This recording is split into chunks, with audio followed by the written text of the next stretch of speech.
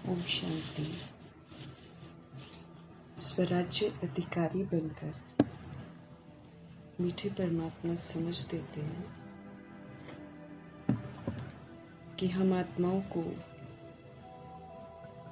4 gets के through cross करना है और वो 4 गेट हैं पुरानी दुनिया से मुक्त, लौकिक और अलौकिक संबंधों से मुक्त, पुराने स्वभाव संस्कार से मुक्त, पुरानी दुनिया के जो पदार्थ हैं, जो वस्तु वैभव हैं, उनसे मुक्त, क्योंकि हम इन्हीं 4 चीज़ों में जकड़े हुए हैं। अब हमको ये 4 गेट्स क्रॉस करने हैं और फिर सूक्ष्म वतन में जाने वाले जो विमान है उसमें विराजमान होना है। पुनः हम आत्माओं को गिरती कला से उड़ती कला में ले जाने वाले शिव पिता परमात्मा जी का तहे दिल से हम धन्यवाद करेंगे और उड़ती कला को बड़ा ही बखूबी हासिल करके हम आत्माओं के लिए भी सब कुछ सहज करने वाले व्यक्त ब्रह्मा, अव्यक्त ब्रह्मा, गुप्त बड़ी माँ, big brother, great great grandfather का रोल प्ले करने वाली आत्मा ब्रह्मा जी का हम तहे दिल से धन्यवाद करेंगे। धन्यवाद करते हुए दोनों ज़बरदस्त लाइट्स को हाजिर नाजिर करते हुए उनके अनमोल महावाक्य हम उन्हीं से समझेंगे और जो समझ हमको मिलती है वो सब जगह फैले, प्रकृति में भी फैले, तत्वों में भी फैले, वायुमंडल में भी फैले। ये दिल से हम सब दुआ करेंगे। मीठे मीठे परमपिता परमात्मा जी की जो समझ है वो यूनिवर्स में मौजूद सभी आत्माओं तक भी पहुँचे, ये भी दिल से दुआ करेंगे। उन आत्माओं तक पहुँचे जो आजकल रोज़ शरीर छोड़ रहे हैं और सभी के सभी इस समय आकारी शरीरों में हैं। उन आत्माओं तक प्रभु जी की समझ पहुँचे जो गर्भ जेल में प्रवेश करके हैं। उन आत्माओं तक प्रभु जी की समझ पहुँचे जो हॉस्पिटलों में पीड़ित हैं, जो घरों के अंदर पीड़ित हैं। उन आत्माओं तक प्रभु जी की समझ पहुँचे जो प्राकृतिक आपदाओं की शिकार हो गई हैं। उन आत्माओं तक पहुँचे जो माया के प्रकोप में आकर अलबेली हो गई हैं। उन आत्माओं तक पहुँचे जो तंत्र मंत्र की विद्या जो है उसकी वजह से, उसके प्रकोप की वजह से प्रभु से दूर हो गई हैं। उन आत्माओं के प्रति जो वाम मार्ग में चली गई हैं, उन आत्माओं के प्रति जो कुमार कुमारी और छोटे शरीरों में विराजमान हैं, और प्रभु जी की समझ उन आत्माओं तक पहुँचे जो अपनी संस्था बनाकर बैठे हैं, खुद भी गुमराह हैं, दूसरों को भी गुमराह कर रहे हैं। उन आत्माओं तक पहुँचे जो भिन्न भिन्न सत्ताओं में बटी हुई हैं, भिन्न भिन्न दैहिक धर्मों में बटी हुई हैं, भिन्न भिन्न वर्गों में बटी हुई हैं, सब तक मीठे परमात्मा की समझ पहुँचे। मीठे परमात्मा की समझ उन आत्माओं तक पहुँचे जो इस समय वैश्याएँ बन गई हैं, उन आत्माओं तक पहुँचे जो वैश्याओं का धंधा करवाते हैं, उन आत्माओं तक पहुँचे जो किन्नर बन गए हैं और वो भी इस तरह के दैहिक धंधे करते हैं। उन आत्माओं तक प्रभु जी की समझ पहुँचे जो यादव कौरव यवन बन गए हैं। उन आत्माओं तक प्रभु जी की समझ पहुँचे जो भूत प्रेत बनकर इधर उधर भटक रहे हैं। उन आत्माओं तक पहुँचे जो तंत्र मंत्र विद्या रिद्धि सिद्धि कर रहे हैं, तांत्रिक विद्याओं को यूज़ कर रहे हैं। उन तंत्र मंत्र करने वालों के प्रति भी प्रभु जी की समझ पहुँचे। उन आत्माओं तक प्रभु जी की समझ पहुँचे जो हम आत्माओं के साथ नकारात्मकता के साथ जुड़े हुए हैं। उन आत्माओं तक पहुँचे जो लौकिक में हमारे साथ कनेक्टेड है। उन तमाम आत्माओं तक पहुँचे जो इस समय वृद्ध शरीरों में हैं और लोग उनको बोझ समझते हैं। ऐसी आत्माओं का बुद्धि का योग अब सत्य परमपिता परमात्मा की तरफ जाए। भगवान के साथ बुद्धि का योग सबका जुड़े, दैहिक जो संबंधी हैं उनसे बुद्धि का योग हट जाए, ये हम सब दिल से दुआ करेंगे। उन आत्माओं तक हम समर्पित करते हैं बाबा के महावाक्य जो इस समय अंग तस्करी के धंधे कर रहे हैं। उन आत्माओं तक प्रभु जी की समझ पहुँचे जो नशों के शिकार हो गए हैं और जो नशा कराते हैं। सभी आत्माओं को सद्बुद्धि आए, सब तक प्रभु जी की समझ पहुँचे, ये हम सब दिल से दुआ करेंगे। प्रभु जी की समझ उन जगहों पर पहुँचे, उन लोगों तक पहुँचे जहाँ पर अभी तक प्रभु जी का ज्ञान पहुँचा ही नहीं है, परिचय किसी को मिला ही नहीं है। अब वहाँ भी बाबा की समझ पहुँचे, सबको वैराग आए, हर कोई परमात्मा को पाने की चाह रखे, जानने की चाह रखे और प्रभु जी को ढूंढ कर प्रभु जी तक ज़रूर पहुँचे, ये हम सब दिल से दुआ करेंगे। दुआ करते हुए हम अपने लिए भी दुआ करेंगे कि जो भी मीठे मीठे परमपिता परमात्मा जी के महावाक्य हैं वो हम आत्माओं के मन चित्त पर अच्छी तरह छप जाए। हम सभी आत्माएं जो हैं आत्मिक स्थिति में स्थित होकर मीठे मीठे परमपिता परमात्मा जी के महावाक्य उन्हीं से समझेंगे। देखते हैं आज हमारे परमपिता परमात्मा किस विधि से हम आत्माओं को स्वराज्य अधिकारी बनने की समझ देते हैं। मीठे मीठे बाबा बोले, मीठे बच्चे, तुम अभी सच्ची सच्ची पाठशाला में बैठे हो। ये जो पाठशाला है ये सत्संग भी है। यहाँ तुम्हें सच्चे बाप का संग मिला है, जो हम आत्माओं को पार लगाते हैं। हम सभी आत्माओं के बेड़े जो है वो बिल्कुल डूबे हुए थे, है ना। हम बिल्कुल दलदल में फंसे हुए थे। भगवान जी हमको दलदल से बाहर निकालते हैं। तो मीठे मीठे बाबा समझ दे रहे हैं, मीठे बच्चे, तुम अभी सच्ची सच्ची पाठशाला में बैठे हो। ये पाठशाला भी है, ये फिर ABCD की पढ़ाई होती है पाठशाला में, ज्ञान की ABCD जो हमको आती नहीं है। फिर बाबा हायर स्टडी भी करवाते हैं, फिर ये यूनिवर्सिटी भी है। फिर यहाँ हम आत्माएं जो बीमार हो गई हैं और मानसिक रूप से हम बीमार हो गए हैं, विकारों के अधीन हो गए हैं, तो हम आत्माओं के रोग को भी दूर करने के लिए यहाँ पर हम आत्माओं को संजीवनी बूटी मिलती है और योग की विधि बताई जाती है। तो ये हमारे लिए एक हॉस्पिटल भी है और ये ऑफ कोर्स सत्संग भी है। यहाँ पर हमको सत्य परमपिता परमात्मा जी का संग मिलता है और जो हमको पार लगाता है, इस दुख धाम से हमको मुक्त करता है और सुख धाम में लेकर जाता है। ये हमें सच्चा संग मिला हुआ है। तो अब सच्चे संग में रहना है। बाकी दुनिया में जितने भी संग हैं वो सारे के सारे झूठे संग हैं, गुमराह करने के संग हैं, क्योंकि वो सारे दे भान दे अभिमान के संग हैं और दे भान दे अभिमान अपने आप में झूठा है और फिर उससे रिलेटेड सारी बातें झूठी हैं। आत्मा को निरोगी बनना है, आत्मा प्योर बन जाएगी तो शरीर भी ठीक हो जाएगा। अभी रोग आएंगे, अभी हमारे रोग आते हैं क्योंकि हमारा शारीरिक हिसाब किताब भी होता है, वो भी होता है। फिर हम गलत चीज़ें खा पी लेते हैं, उसकी वजह से भी हो जाता है। फिर हम थोड़ा सा गैर जिम्मेवार होते हैं, अपनी तरफ ध्यान नहीं देते तो भी हो जाता है। और फिर ऑफ कोर्स इस समय तंत्र मंत्र की विद्या भी है, उसकी वजह से भी हो जाता है। लेकिन जो भी हो जाए, बाबा कहते हैं तुम मेरे बन जाओ, तुम मेरी छत्र छाया में आ जाओ। और एक ही विधि हमको बताते हैं सारे बंधनों से छूटने की, और वो है शुभ भावना, शुभकामना और दुआएं। बस इस विधि से हम अपने आप को हर आत्मा के जो बंधन है उससे मुक्त कर सकते हैं, क्योंकि हम सभी आत्माएं इस समय बंधनों में बंधी हुई आत्माएं हैं। संकल्प कर्म बोल से हम बंधे हुए हैं, ये बात हमको समझ में आई है। और अब संकल्प बोल कर्म की सेवा से हमको निर्बंधन बनना है, दुआएं देनी है, शुभ भावना शुभकामनाधारी बनना है, हमको स्वराज्य अधिकारी बनना है, हमको बिंदु स्वरूप बनना है, हर बात को बिंदु लगाना है, मर्जीवा बनकर अब किसी को कुछ नहीं कहना है, बल्कि बाबा से मिला हुआ सहयोग जो है वो सभी आत्माओं को देना है। तो मीठे बाबा समझ दे रहे हैं कि ये सच्ची सच्ची संगम योगी पाठशाला है, इसमें हमें सच्चा संग मिला है। हमारे शिव बाबा कोई भी बात झूठ नहीं बोलते हैं, हमारे शिव बाबा कहीं भी हमको गुमराह नहीं करते हैं, हर तरह से हमको बचाने की कोशिश करते हैं, सही रास्ते पर लेकर आते हैं। बाबा ही हमको पार लगा देते हैं। तो भगवान का संग हमको करना है और फिर से हमको सच्चा बनना है। प्रश्न है आज का, हिसाब किताब के खेल में मनुष्यों की समझ और तुम्हारी समझ में कौन सा अंतर है? अभी हमको समझ किससे मिल रही है? भगवान जी से मिल रही है। तो हिसाब किताब का ये खेल सारा दुनिया का चल रहा है, लेकिन इस हिसाब किताब के खेल में मनुष्य अलग विधि से समझते हैं। पहले हम भी अलग विधि से समझते थे, अब हमको भगवान की समझ मिली है तो हम भगवान की समझ से चलते हैं। तो फिर अंतर बाबा कहते हैं कौन सा है? बाबा का जवाब है, मनुष्य समझते हैं ये जो दुख सुख का खेल चलता है ना, ये दुख सुख सब परमात्मा ही देते हैं। हाँ, है ना, दुख सुख सब परमात्मा ही देते हैं, वही हमारी किस्मत लिखते हैं। हाँ? ऐसे बोलते हैं भगवान ने उसके कर्मों में सुख लिख दिया है, हमारे कर्मों में दुख लिख दिया। कितना बड़ा हम इल्जाम लगाते हैं भगवान पर अज्ञानतावश।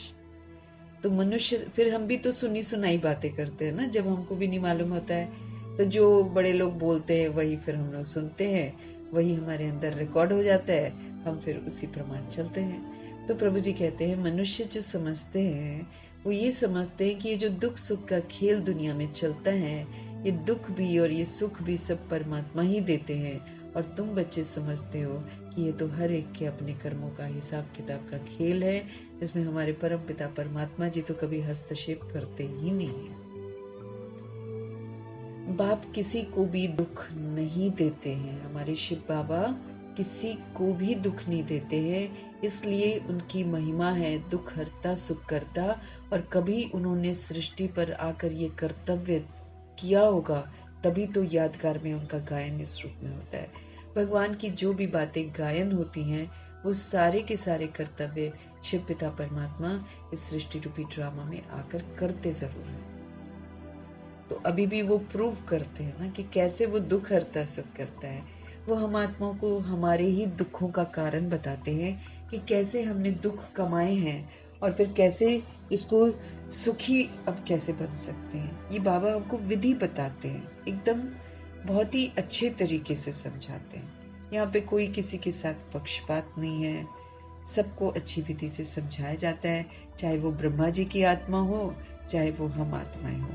एक जैसा बाबा हमको समझाते हैं, एक जैसा हमको गाइड करते हैं। मीठे मीठे परमात्मा हम आत्मा को समझ देते हैं कि ये जो हिसाब किताब का खेल चलता है ये हमने बना रखा है हिसाब किताब। चलो बाबा कहते हैं कि 63 जन्म तुमने अज्ञानतावश किया, ठीक है, उसको तो बाबा हमारे माफ करते हैं।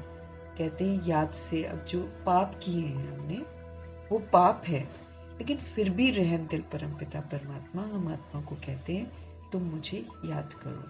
जब हम बाबा को याद करेंगे तो हम अच्छे संकल्प भी करेंगे, हम अच्छे बोल भी बोलेंगे, हम अच्छे कर्म भी करेंगे, हम भगवान की श्रीमत पर चलेंगे, तो फिर हम सब कुछ तो अच्छा करेंगे। तो इस विधि से मेरे सारे हिसाब किताब सेटल हो जाएंगे। ये शिव बाबा हमको समझाते हैं।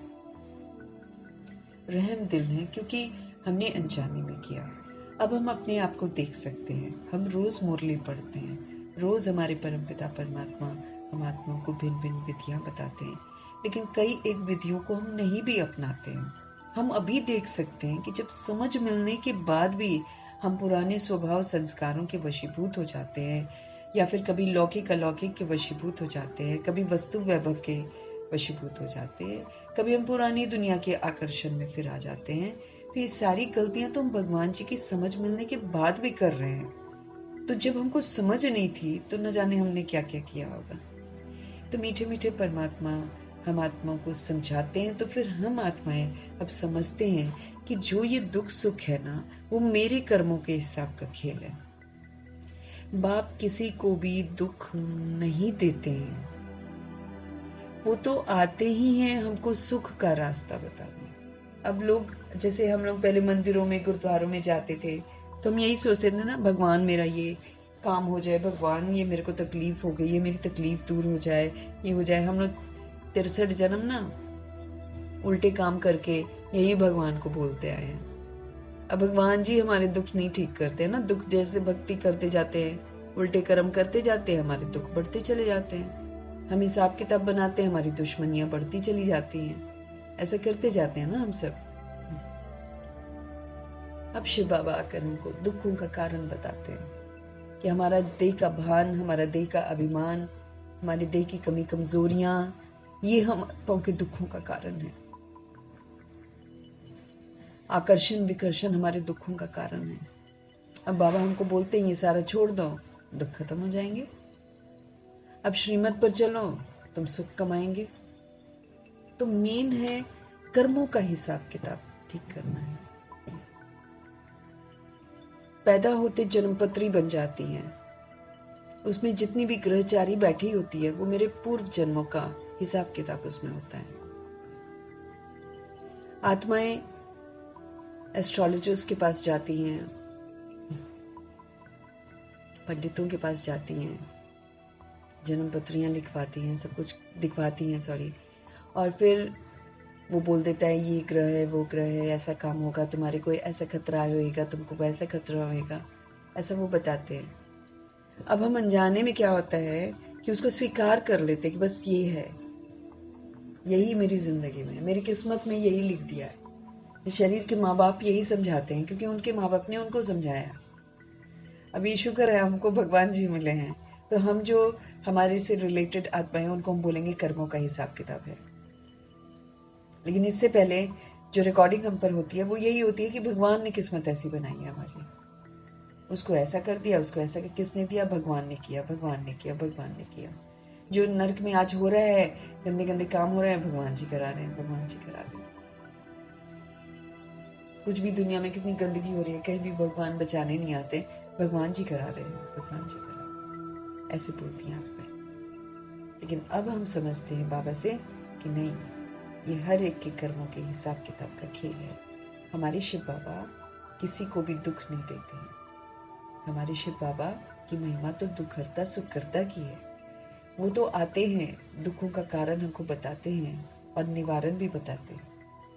ये जो विकार है इसको छोड़ दो, देह भान को छोड़ दो, देह अभिमान को छोड़ दो, मनसा को निराकारी बना लो, वाचा को निरंकारी बना लो, कर्मणा को निर्विकारी बना लो, तुम्हारे सारे हिसाब किताब सेटल हो जाएंगे। तुम सतगुणी व्यवहार करो, तुम सतयुगी व्यवहार करो, तुम्हारे सारे हिसाब किताब सेटल हो जाएंगे। सुंदर विधियां बताते हैं बाबा, सुख का रास्ता बताते हैं कि कैसे हमको सुख मिलेगा। इसीलिए जो एस्ट्रोलॉजर देखते हैं, वो एस्ट्रोलॉजर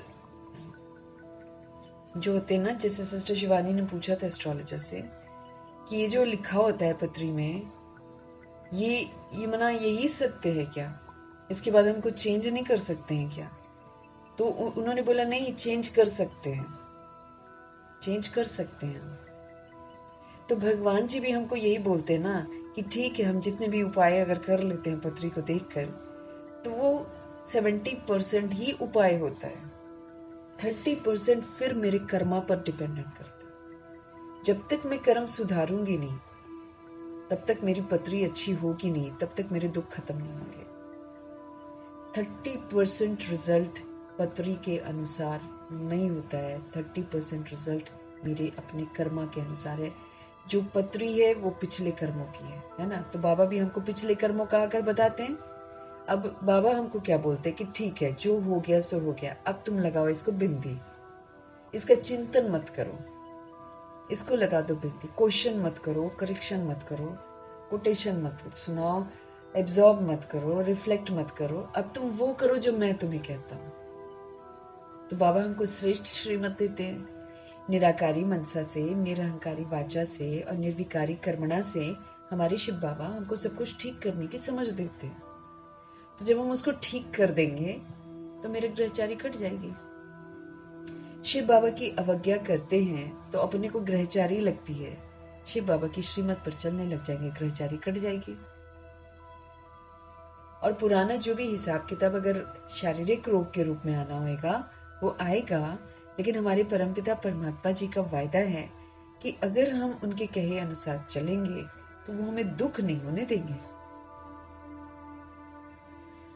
हमारे आगे उदाहरण है मम्मा जी और दादियां, और ऑफ कोर्स ब्रह्मा जी भी। ब्रह्मा जी ने कभी हाय हाय कहीं की है इतिहास में? न मम्मा ने की है और न दादियों ने की है।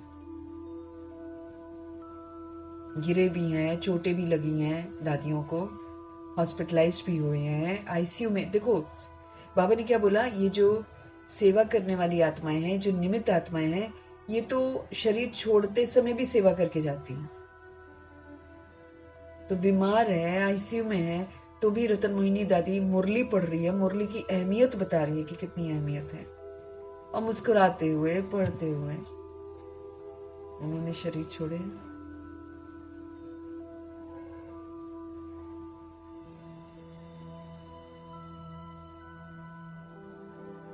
तो ये निमित्त आत्माओं के तो शरीर छोड़ने की विधियां भी जो है ना, ये भी सेवा करके जाती है। दर्द नहीं होता है ना उनको, दर्द नहीं होता एक्चुअली। क्यों? क्योंकि वो यादों में है, प्रभु की पढ़ाई पढ़ रही हैं, फिर भगवान जी होने नहीं देते हैं कुछ भी। हम वो करें जो शिव बाबा कहे, तो शिव बाबा वो करेंगे जो हमको चाहिए। तो हमारे शिव बाबा किसी को भी दुख नहीं देते हैं, वो तो आते ही हैं सुख का रास्ता बताने। हमारे बाबा कहते हैं, बच्चे मैंने किसी को भी दुखी नहीं किया है ना। उनको आकर बताना पड़ता है, उन पर इतने सारे कलंक लग जाते हैं, उन पर इतना सारा कुछ गंदा गंदा हो रहा है, कहते भगवान करा रहा है। गंदे काम कर रहे हैं, काम क्रोध लोभ अहंकार में जा रहे हैं, कह रहे भगवान हमारे अंदर है। तो बाबा क्या कहते हैं, बच्चे मैंने किसी को भी दुखी नहीं किया है, ये तो तुम्हारे ही कर्मों का फल है, ये तुम्हारे ही कर्मों का फल है। जो हमारे साथ हो रहा है, जो हमारी पत्री में है, वो हमारा पिछला कर्मा है जो हमने अज्ञानता में कर दिया है। अब मेरे पास चांस है, मैं उसको चेंज कर सकती हूँ। मेरे पास 30% हमारे हाथ में है, हम अपनी पत्री को चेंज कर सकते हैं। अगर हम उसी को लेकर चलेंगे, पंडित जी बोल रहे हैं आपके साथ अब ये होगा, आपके साथ अब ये होगा, उसमें तो यही बताते हैं ना, अब आपको 7.5 सती लगेगा, आपको 18 साल का 28 साल का वो लगेगा, ऐसा बोलते हैं ना सब। तो इंसान क्या सोचता है, बस उसी गम में रहता है। अब लग गई है ना, तो इतने साल तक ही लगी रहेगी, क्योंकि पंडित गाइड नहीं करता है ना, अच्छे से गाइड नहीं करता है। वो बोलता है जी आपकी पत्री में ही है, अब आपको ये, अच्छा फिर आप दाल चढ़ा दो, आप दिया जला दो शनि का, आप वो कर दो, फिर भी प्रॉब्लम्स तो बनी रहती हैं। कईयों की कुछ हद तक ठीक होती है, कितनी श्रद्धा से वो कर रहे हैं, लेकिन अल्टीमेटली जो हमारा सोल्यूशन है वो यही है कि हम अपने कर्मा को चेंज करें। दुख सुख का खेल हमने बनाया। परमात्मा किसी को दुख नहीं देते हैं, वो सदा सुख का रास्ता बताते हैं। कहते अगर तुम दुखी हो तो ये तुम्हारे ही कर्मों का फल है। अब हमको क्या करना है, कर्मों को सुधारना है। कर्म को सुधारेंगे, दुख खत्म हो जाएंगे। गीत है, इस पाप की दुनिया से दूर कहीं ले चल, जहां सुख और चैन मिले। ये भक्ति मार्ग का गीत है। जब आत्माएं बहुत दुखी होती हैं, परेशान होती हैं, खूने नाहे खेल पहले भी हुए हैं, जब इस तरह के खेल होते हैं, जब अत्याचार होता है, जैसे आजकल अत्याचार हो रहा है, पापाचार हो रहा है, तो जो जिनके साथ अत्याचार और पाप होता है वो तो यही बोलते हैं भगवान को, इस पाप की दुनिया से दूर कहीं ले चल, जहां सुख और चैन मिले। ओम शांति। मीठे मीठे रूहानी बच्चों ने गीत सुना। किसको पुकारते हैं? बाप को पुकारते हैं। फिर अगर वो दुख देता है तो फिर पुकारते क्यों हैं? क्योंकि कहीं ना कहीं सोल को यही है कि वही बचाएंगे। बोलते भी हैं दुख हरता सुख करता, और फिर कह देते हैं कि बाप दुख देते हैं। बाबा आकर इस पाप की कलयुगी दुनिया से सतयुगी पुण्य की दुनिया में ले चलो, ऐसे बोलते हैं। बाप आकर इस पाप की कलयुगी दुनिया से हमको सतयुगी पुण्य की दुनिया में ले चलो। अभी जीव आत्माएं सब कलयुगी हो गई हैं। सोल जब बॉडी में है तो जीव आत्मा कहलाती है। ये जीव क्या है? शरीर। तो जितनी भी जीव आत्माएं हैं सब इस समय क्या है? कलयुगी बन गई हैं। उन्हों की बुद्धि ऊपर जाती है। बाप कहते हैं मैं जो हूं, मैं जैसा हूं, ऐसा मुझे जानते ही नहीं है कोई भी। असल में भगवान जी की महिमा क्या है, वो कैसे हैं और वो क्या करते हैं, कोई नहीं जानता है। बस यूं ही भगवान भगवान कहते हैं, अल्लाह अल्लाह कहते हैं, ईश्वर ईश्वर कहते हैं, और फिर अनेकों को भगवान कह देते हैं। वो निराकार है, वो निराकार धाम के रहने वाले हैं। वो ज्ञान के सागर है, सुख के सागर है, शांति प्रेम आनंद शक्तियों के सागर है।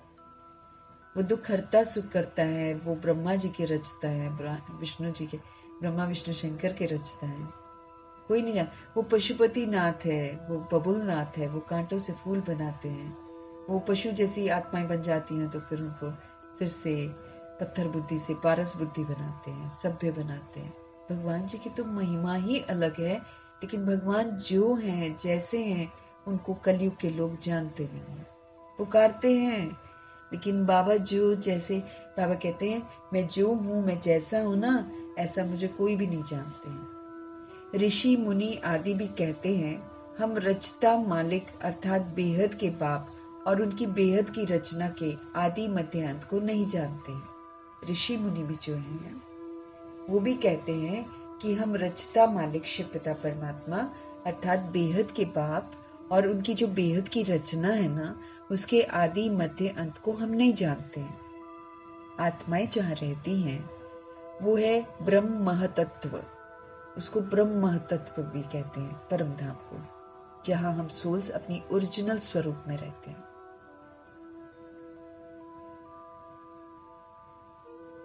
तो बाप और बेहद की रचना के आदि मध्य अंत को नहीं जानते, ऋषि मुनि भी नहीं जानते हैं। वो भी झूठ नहीं बोलते, सच सच बोल देते। और आत्माएं जहाँ रहती हैं उसको ब्रह्म महतत्व कहते हैं, जहां पर सूर्य भी नहीं होता और चांद भी नहीं होता। तो ये वाला आकाश जो उनको दिखाई देता है, इसके ऊपर एक आकाश है, बाबा कहते जहां पर वो सूक्ष्म वतन है जो भगवान जी अभी रचते हैं। वो एक ऑफिशियल प्लेस है ब्रह्मा जी का और भगवान जी का, और वहां फरिश्ते जा सकते हैं, बुद्धि से हम सब जा सकते हैं। और जो है उसके ऊपर एक और आकाश है, वो है परम धाम, वहां तक कोई नहीं पहुंच सकता। सूक्ष्म वतन तक भी कोई साइंस का जो यादव है कोई भी नहीं जा सकता है, जितना मर्जी कोशिश कर लो पहुंच ही नहीं सकते। तो वो ब्रह्म महतत्व है, वहां पर सूर्य भी नहीं होता, चांद भी नहीं होता, क्योंकि सोल्स ही अपने लाइट में, लाइट के स्वरूप में होती, चाहिए ही नहीं। सूर्य चांद तो यहाँ के लिए चाहिए, सृष्टि रूपी स्टेज का जो ड्रामा चलता है ना, इसके लिए लाइट चाहिए, बाकी ऊपर तो लाइट ही लाइट है। तो आत्माएं जहाँ रहती हैं वो है ब्रह्म महतत्व, जहाँ सूर्य चांद नहीं होते हैं, न मूल वतन न सूक्ष्म वतन में। बाकी इस मांडवे में तो बिजलियां आदि सब चाहिए, तो इस मांडवे को बिजली मिलती है, रात को चांद सितारे और दिन में सूर्य। अब तो हमको दूसरी बत्तियां भी चाहिए, है ना। तो ये है बत्तियां। इन बत्तियों के होते हुए भी अंधियारा कहा जाता है, इसलिए फिर लाइटें भी लगानी पड़ती हैं। तो इन बत्तियों के होते हुए भी अंधियारा कहा जाता है। रात को तो फिर भी बत्ती जलानी ही पड़ती है हमको, है ना। वो चांद थोड़ी हमारे घर के अंदर रोशनी दे देता है, रोशनी देता है क्या? वो तो खुले में देगा ना रोशनी। अब तो हम घरों के अंदर रहते हैं, तो कहाँ से रोशनी आएगी? लेकिन वो भी बात सही है कि पहले लाइट की जरूरत सतयुग में नहीं रहती है। सतयुग त्रेता युग में लाइटों की जरूरत नहीं रहती है, डायमंड्स है वहां लगे हुए, उन्हीं की लाइटें इतनी होती हैं। वो तो रात को भी डायमंड्स चमकते हैं। ये तो बाद में, ये लाइट वाइट और आग वाग का आविष्कार जो है ये बाद में किया गया है।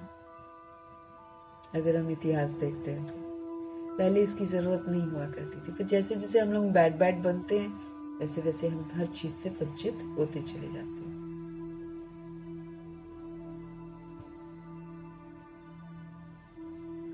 बाबा कहते हैं रात को तो फिर भी बत्ती जलानी पड़ती है ना। सतयुग त्रेता को कहा जाता है दिन और भक्ति मार्ग को कहा जाता है रात।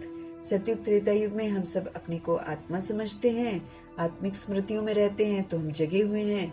और भक्ति मार्ग में हम बुझ जाते हैं, क्योंकि हम भूल ही जाते हैं कि हम आत्मा है, हम अपने को शरीर समझते हैं, इसलिए उसको रात कहते हैं। उसमें फिर हम धक्के ही खाते हैं, जितना मर्जी हम भक्ति का विस्तार कर लें, हम धक्के ही खाते हैं। तो ये भी बाबा कहते समझ की बात है। नई दुनिया सो फिर पुरानी तो जरूर बनेगी। सब कुछ हमेशा नया थोड़ी होता है, नया होता है फिर वो पुराना तो जरूर होता है। हम कपड़े भी ले लेते हैं, नए होते हैं फिर पुराने होते हैं। कोई भी चीज, घर भी बनाते हैं, नया बनाते हैं फिर वो भी पुराना हो जाता है। तो प्रभु जी हमको समझ दे रहे हैं कि नई दुनिया सो फिर पुरानी दुनिया तो जरूर बनेगी, फिर नहीं होगी तो पुरानी का जरूर विनाश हो जाएगा। जब नई दुनिया फिर स्थापन होती है, पुराने का नाम निशान नहीं रहता। ये है बेहद की दुनिया।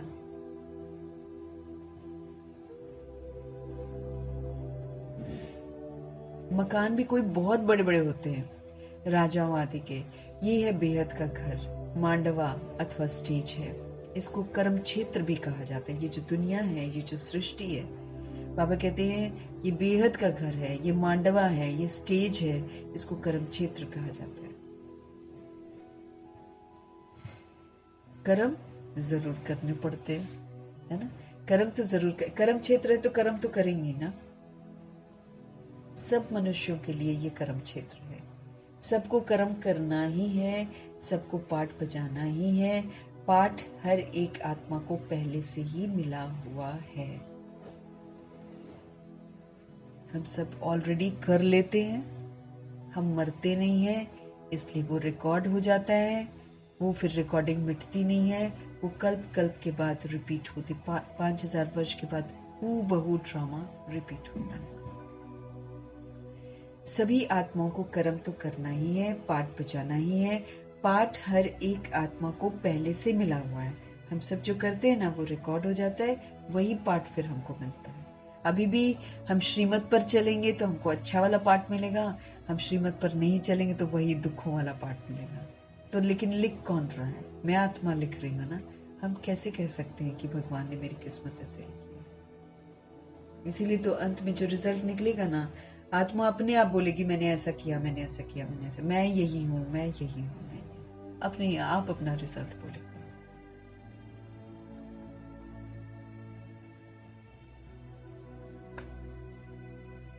इनको कर्म क्षेत्र भी कहा जाता है। कर्म वो तो जरूर करना होता है। सब मनुष्यों के लिए ये कर्म क्षेत्र है। सबको कर्म करना ही है, पाठ बजाना ही है। पाठ हर एक आत्मा को पहले से मिला हुआ है। तुम्हारे में भी कोई है जो इन बातों को अच्छी रीति से समझ सकते हैं। वास्तव में ये गीता पाठशाला है। पाठशाला में कभी बूढ़े आदि पढ़ते हैं क्या स्कूल में? दुनिया में पाठशाला जो होगी ABCD वाली, नर्सरी के क्लास वाली, वहां कोई वृद्ध आत्माएं आएंगी? वृद्ध बॉडी वाली आत्मा आएगी? नहीं आएगी ना। तो पाठशाला में कभी बूढ़े आदि पढ़ते हैं क्या? यहाँ तो बूढ़े जवान आदि सब पढ़ते हैं। ये भगवान जी की पाठशाला निराली पाठशाला है, क्योंकि यहाँ पर नहीं दिखाई देने वाली आत्मा पढ़ती है। फिर चाहे वो बच्चे के शरीर में हो, चाहे वो जवान के शरीर में हो, चाहे वो वृद्ध शरीर में हो, भगवान जी सभी आत्माओं को पढ़ाने के लिए आए हैं। आत्माओं को पढ़ाते हैं। इसीलिए कोई भी सोल यहाँ पर आ सकती है। बॉडी को नहीं देखा जाता है यहाँ पर, मेल फीमेल नहीं देखा जाता है, हिंदू मुस्लिम नहीं देखा जाता है, अमेरिकन ऑस्ट्रेलियन नहीं। पूरे वर्ल्ड की सोल्स इनवाइटेड हैं इस पाठशाला में। छोटे बड़े, छोटे शरीर में, बड़े शरीर में, सभी सोल्स जितनी भी हैं वो इस पाठशाला में पढ़ सकते हैं। तो पाठशाला में कभी बूढ़े आदि पढ़ते हैं क्या? यहाँ तो बूढ़े जवान आदि सब पढ़ते हैं। वेदों की पाठशाला नहीं कहेंगे ना, वहां कोई भी एम ऑब्जेक्ट होती ही नहीं है। वेदों की पाठशाला नहीं कहेंगे, वहां कोई भी एम ऑब्जेक्ट होती नहीं है। हम इतने वेद शास्त्र आदि पढ़ते हैं, इनसे क्या बनेंगे वो जानते ही नहीं है। कोई भी जो सत्संग है ना, एम ऑब्जेक्ट कुछ नहीं है दुनिया में। अब तो बाबा कहते हैं उनको सत्संग कहने से ही लज्जा आती है। तो बाबा की पाठशाला जो है, इसमें कोई भी सोल आ सकती है, कैसी भी बॉडी हो उसकी, उसमें आ जाएगी। और दुनिया में तो एम ऑब्जेक्ट नहीं होती है, यहाँ पर एम ऑब्जेक्ट भी होती है। और हम इतने वेद शास्त्र आदि पढ़ते हैं, इनसे क्या बनेंगे वो जानते नहीं है। कोई भी जो सत्संग है, एम ऑब्जेक्ट कुछ नहीं है। अब तो उनको सत्संग कहने से भी लज्जा आती है, क्योंकि उसमें सत्य तो कुछ होता नहीं है, ऊपर से गलत गलत काम भी होते हैं, है ना। अब तो कि आज के जो सत्संग है ना, इसको तो सत्संग कहने से भी लज्जा आती है। अब झूठ बोलते हैं। परमात्मा जी का सत्संग है, ये है सच्चा संग। इसमें डाकू, लुटेरे, रिद्धि सिद्धि सब इनवाइटेड है। आओ जी सुधरो, यहाँ पर आकर हर आत्मा यहाँ पर इनवाइटेड है। वैश्या भी आ सकती है, किन्नर भी आ सकते हैं, कुब्जाएं भी आ सकती हैं, अहिल्याएं भी आ सकती हैं भगवान जी के पाठशाला में। ये है सच्चा संग। बाबा कहते दुनिया के सत्संग को तो सत्संग कहने में भी लज्जा आती है। सच सिर्फ एक बाप ही है जिसके लिए कहा जाता है संग तारे को संग पूरे। इसीलिए कहते हैं, गायन भी है कि सच्चा संग जो मिलता है उससे तो इंसान तर जाता है, लेकिन बुरा संग जो मिलता है उससे तो इंसान डूब जाता है। कुसंग कलयुगी मनुष्यों का, जितने भी मनुष्य कलयुग पर जी रहे हैं, कलयुगी मत पर चल रहे हैं, सबका बुरा संग है। उनके साथ रहेंगे, भगवान को आत्मा छोड़ देगी। वो ऐसी ऐसी बातें दिमाग में डाल देंगे ना, छोड़ देगी। कुसंग से हमको दूर रहना है। कुसंग कलयुगी मनुष्यों का, सत का संग तो सिर्फ एक ही है। अभी तुमको वंडर लगता है सारे सृष्टि के आदि मध्य अंत का ज्ञान कैसे बाप देते हैं। तुमको तो खुशी होनी चाहिए, तुम सच्ची सच्ची पाठशाला में बैठे हो। हमको तो खुश नहीं होना चाहिए क्या? हमको बहुत खुश होना चाहिए कि हम सच्ची सच्ची पाठशाला में हैं। भगवान जी हमको सारा सत्य बताते हैं। अभी तुमको वंडर लगता है, सत का संग तो एक ही है। सारे सृष्टि के आदि मध्य अंत का ज्ञान कैसे बाप हमको आकर देते हैं, और कितने सुंदर से देते हैं, और कितना सहज देते हैं। हमें फटाफट समझ में आ जाता है, छोटे छोटे बच्चे भी समझ जाते हैं। कहानी के मुवाफिक बोलेंगे ना तो वो भी बड़े इंटरेस्ट से सुनेंगे। तो बाबा कहते हैं कि सत का संग हमको अब मिलता है ना, तो हम सृष्टि के आदि मध्य अंत का ज्ञान कैसे बाबा हमको समझा देते। तो हमको तो कितनी खुशी होनी चाहिए, खुशी होनी चाहिए हमें। तुम सच्ची सच्ची पाठशाला में बैठे हो, यहाँ झूठ नहीं है बिल्कुल भी। भगवान जी की पाठशाला में झूठ तो रत्ती भर भी नहीं है। सच्ची सच्ची पाठशाला ये, बाकी सब जितनी भी है झूठी पाठशालाएं हैं। जितनी भी दुनिया में पाठशालाएं हैं, स्कूल है, कॉलेज है, सब क्या पढ़ रहे हैं? इतिहास कोई जानता ही नहीं है तो इतिहास हमको पढ़ाएगा क्या? सब तो मर जाते हैं, फिर पुनर्जन्म में आते हैं, पिछला तो भूल जाते। कौन बताएगा हमको सच्चा इतिहास? सब मन घड़ंत एडिशन कर करके शास्त्रों में भी एडिशन, ग्रंथों में भी एडिशन कर करके उन्होंने आज पता नहीं सबको क्या से क्या बना दिया है। ऐसा लिखा हुआ है, सुख घनेरे। तो सुख घनेरे भगवान जी से मिलते हैं। सारे सृष्टि के आदि मध्य अंत का ज्ञान कैसे बाप देते हैं। तुमको तो खुशी होनी चाहिए। बने हमको अडॉप्ट किया है, गंदगी से हमको निकाला है, तो कितना ना हमको खुशी होनी चाहिए। तुम सच्ची सच्ची पाठशाला में बैठे हो, बाकी सब है झूठी पाठशालाएं। उन सत्संगों आदि से तो कुछ भी बनकर निकलते नहीं है, बस जाते हैं बन ठन कर। के सत्संगों में भीड़ कितनी होती है, और बेतुके सवाल और बेतुके जवाब होते हैं, हिंसाएं भी सिखाते हैं। वो कोई सत्संग है क्या? भगवान तो हिंसाएं खत्म करते हैं, सबको मिलजुल कर रहना सिखाते हैं।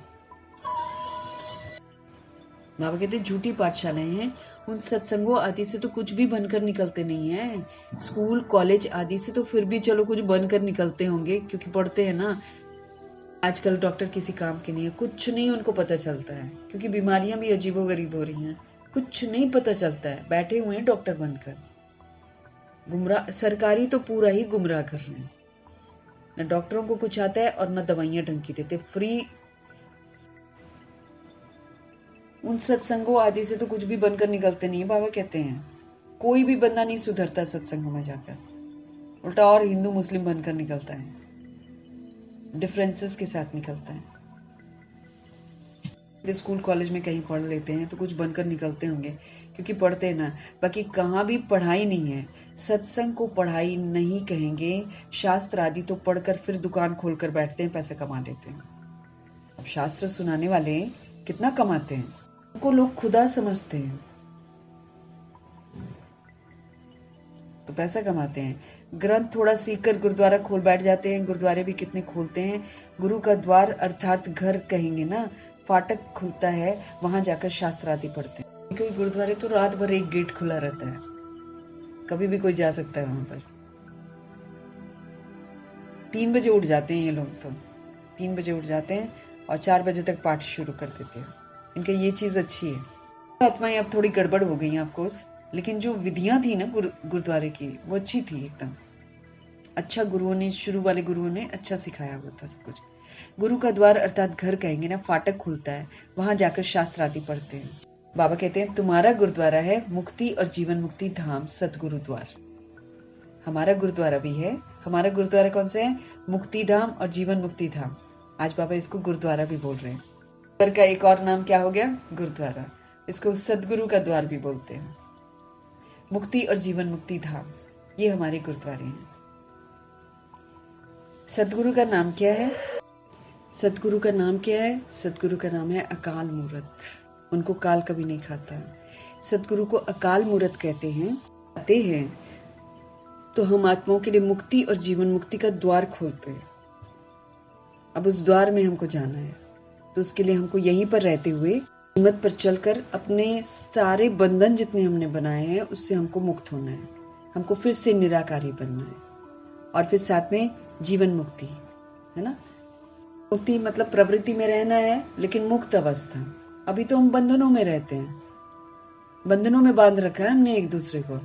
ऐसे करो, वैसे करो, ऐसे करो। लोग जीवन मुक्ति में लेकर जाते हैं। होगी वो भी प्रवृत्ति, गृहस्थी होगा, लेकिन वो एक आश्रम होगा। जितनी भी सोल्स वहां रहेंगी, स्वयंवर होगा, लेकिन एक दूसरे को बांधेंगे नहीं। संतान होगी, लेकिन एक दूसरे को बांधेंगे नहीं। अभी तो संतान को भी बांध कर रखते हैं हम लोग। सोल्स इंडिपेंडेंट है, इसीलिए सोल्स बनती नहीं है। वो खाली बचपन में आप उनको बांध सकते हो जबरदस्ती। थोड़ी देर बाद देखो निकल जाएंगे हाथों से बाहर। वो भी आजकल के बच्चे हैं, इनको बांध कर नहीं रख सकते हैं। इनको तो बाबा कहते प्यार से चला लो। कौन से प्यार से? रूहानी प्यार से चलाओ इनको। बांटेंगे ये दुश्मन बन जाएंगे। बिल्कुल बदल जाते हैं ना बच्चे आजकल तो। क्यों? बच्चे थोड़ी है ना, ये कार्मिक अकाउंट्स हैं। तब कार्मिक अकाउंट सेटल करने के लिए हमारे पास आते हैं। कोई पिछले जन्म में कुछ किया होएगा, फिर वो आता है, फिर कभी हम बच्चे बन जाते हैं। ऐसे होता है ना। हमारे सदगुरु, हमारे शिव बाबा आकर मुक्ति और जीवन मुक्ति का द्वार खोलते हैं। अकाल मूर्त है ना, इनको काल भी खा नहीं सकता है। भगवान को काल नहीं खा सकता है।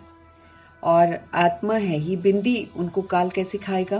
हम जी तो शरीर नहीं लेते ना, हम शरीर लेते हैं तो हमारे शरीर को काल खा जाता है, लेकिन हम आत्माओं को नहीं खा सकता है। तो आत्मा तो है ही बिंदी, उनको काल कैसे खाएगा? वो आत्मा तो शरीर छोड़कर भाग जाती है, सोल गई तो वो आत्मा तो शरीर छोड़कर भाग जाती है। मनुष्य समझते थोड़ी हैं कि एक पुराना शरीर छोड़ फिर जाकर नया लेगी। मनुष्य समझते थोड़ी हैं कि एक पुराना शरीर छोड़कर फिर जाकर दूसरा लेगी। फिर इसमें रोने की क्या दरकार है? हमारे रोने से तो वो वापस नहीं आएगी। एक बार हमारे से हिसाब किताब किसी का हट जाता है, वो देखेगा नहीं कि बच्चा छोटा है, कौन रोएगा, कौन क्या करेगा, कुछ नहीं देखती है आत्मा। वो जब तक शरीर में रहती है ना, तभी तक बंधन में है। अदरवाइज तो छोड़ देगी आराम से। मनुष्य समझते थोड़ी हैं कि एक पुराना शरीर छोड़कर फिर जाकर दूसरा लेगी। फिर इस पे रोने की क्या दरकार है? बाबा कहते हैं रोते हैं ना कितना। कोई तो रोते हैं, कोई सुखों के लिए रोते हैं।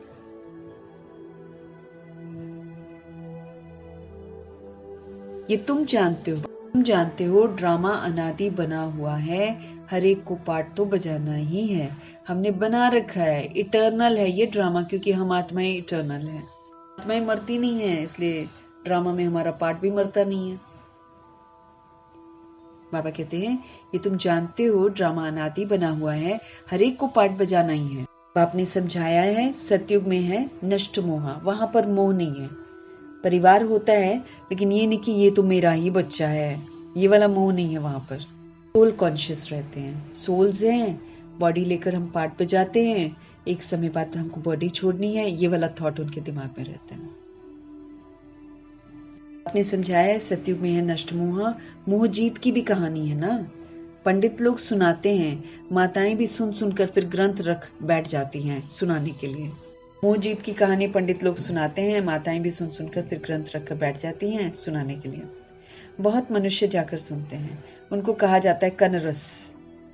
जो इधर उधर जाकर सुनती है वो क्या कहलाता है? कनरस। कानों का रस है, बस सुनकर कहती रहेंगी सत्य है। तो ड्रामा प्लान अनुसार मनुष्य तो कहेंगे हमारा दोष क्या है, बाप कहते हैं, तुम हमको बुलाते हो कि दुख की दुनिया से ले जाओ। अब मैं आया हूं तो मेरा सुनना चाहिए ना। फिर होगा ना, कहेंगे हमारा दोष क्या है। तो बाप कहते हैं, तुम हमको बुलाते हो कि दुख की दुनिया से हमको ले जाओ। अब मैं आया हूं तो मेरा सुनना चाहिए ना। बाप बच्चों को बैठ समझाते हैं, अच्छी मत मिलती है तो ये ले लेनी चाहिए ना हमें। अब मैं आया हूं तो मेरा सुनना चाहिए ना। बाप बच्चों को बैठ समझाते हैं, अच्छी मत मिलती है तो वो लेनी चाहिए ना। तुम्हारा भी कोई दोष नहीं है। सभी आत्माएं अज्ञानता में करते हैं ना सब कुछ, तो फिर बाबा भी कहते हैं, हाँ तुम्हारे में भी, तुम्हारा भी कोई दोष नहीं है। ये भी ड्रामा था, हमने ड्रामा बनाया। राम राज्य और रावण राज्य का खेल बना हुआ है। राम राज्य का और रावण राज्य का खेल बना हुआ है। खेल में कोई हार जाते हैं तो उनका दोष थोड़ी कहेंगे, हार गए। जीत और हार होती है ना, इसमें लड़ाई की तो बात नहीं है। बाबा कहते हैं यहाँ पर यहाँ पर बाबा कहते हैं लड़ाई की कोई बात नहीं है। तुमको बादशाही थी ना, ये भी आगे तुमको मालूम नहीं था।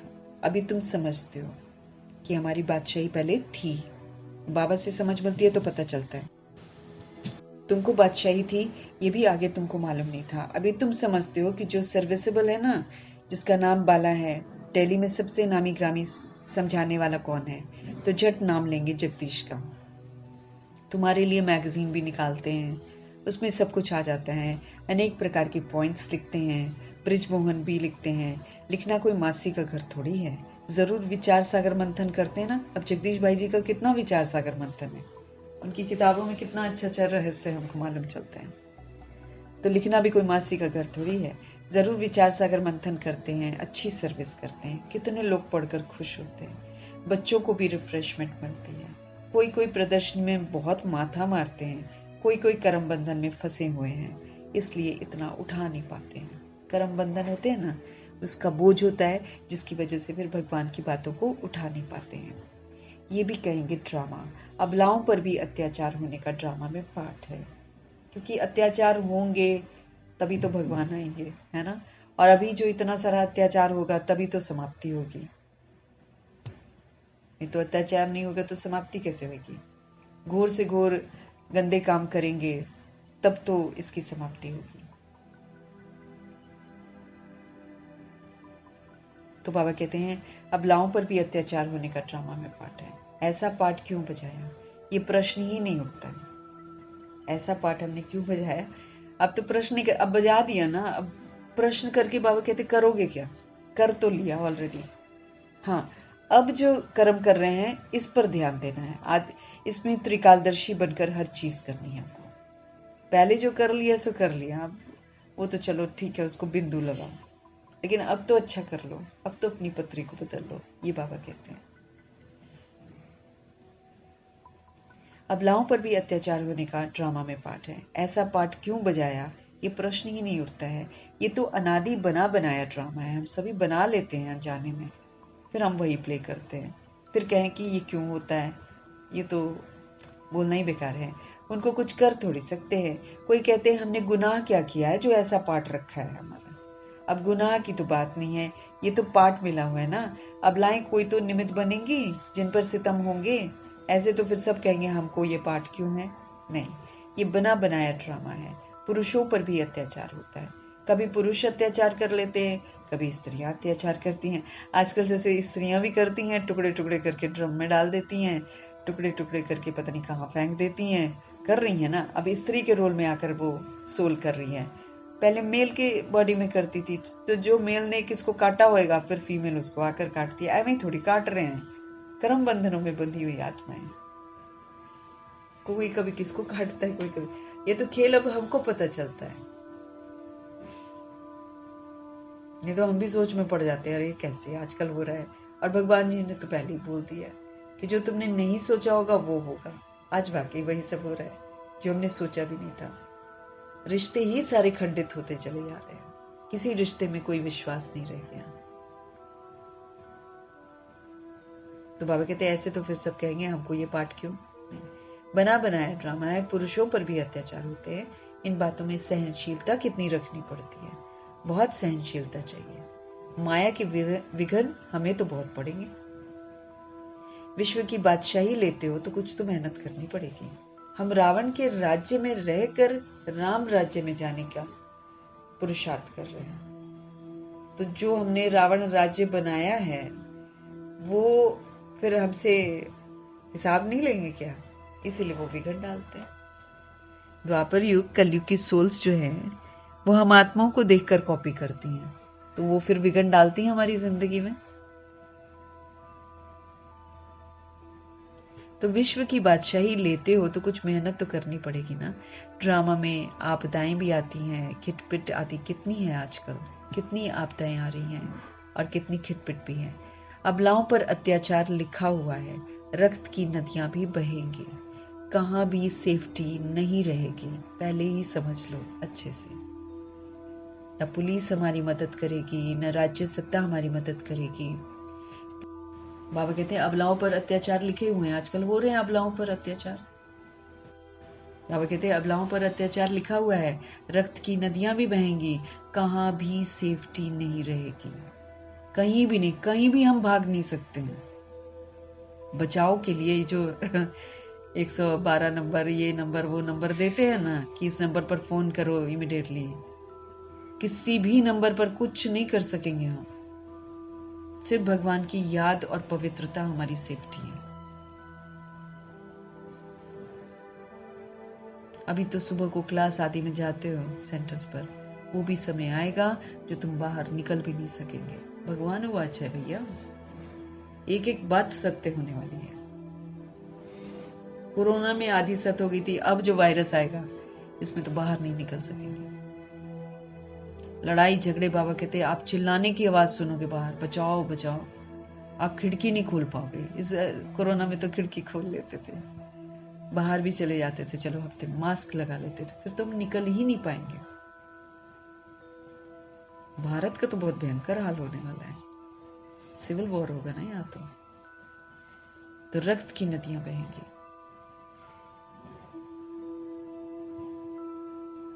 कैसे हो गए ना सारे भगवान के बच्चे सब बिगड़ गए बॉडी लेकर। अभी तो सुबह को क्लास आदि में जाते हो, सेंटर्स पर जाते हो, वो भी समय आएगा जो तुम बाहर निकल भी नहीं सकेंगे। इसलिए जो सेवा कर सकते हैं तुरंत तुरंत कर दो, तुरंत तुरंत करो, हम समाप्ति की ओर जा रहे हैं एकदम। हर महीने ऑनलाइन भेज दो, अब क्या कर सकते हैं, नहीं जा पा रहे हैं तो ऑनलाइन भेज दो, कर दो, नहीं तो पश्चाताप करते रह जाएंगे, पैसा देख देख कर रोते रह जाएंगे, कुछ नहीं किया हमने, कुछ नहीं किया, कर देते, ये भी कर देते, वो भी कर देते, रोते ही रह जाएंगे। क्योंकि हम अपने लिए खाते पीते हैं, हम अपने लिए कितना खर्च करते हैं ना हम लोग, उसके मुताबिक हम भगवान के यज्ञ के लिए क्या निकालते, कुछ भी नहीं निकालते। एक समय आएगा भगवान लेंगे ही नहीं, रास्ते बंद हो जाएंगे तो लेना बंद हो जाएगा ना, क्योंकि रास्ते तो बंद हो जाएंगे। जिस दिन भगवान को नहीं चाहिए होगा, भगवान जी चले जाएंगे, उस दिन रास्ते बंद हो जाएंगे। लाख चाहेंगे देना, लेंगे ही नहीं। ये भी अभी अभी हम दे रहे हैं जो दे सकते हैं, फिर तो गए।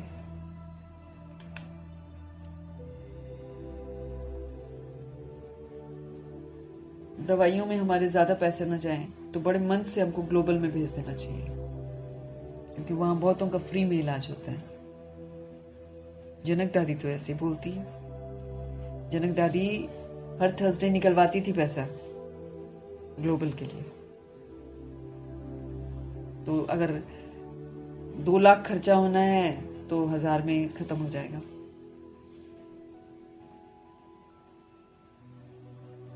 बच जाएंगे हम श्रीमत पर चलेंगे तो। हम श्रीमत पर नहीं चलते ना, तभी हम फंसते हैं। गलती हमारी ही होती है। हमारे शिव बाबा कभी दुख नहीं देते, उल्टा वो तो बचा लेते हैं। हमारा दुख बहुत पहाड़ जैसा होएगा ना, उसको एकदम छोटा बना देंगे, बशर्ते हम उनका कहना माने। अब कहना नहीं मानेंगे और फिर हम सोचेंगे भगवान ठीक नहीं कर रहे हैं, मेरी बेसमझी है।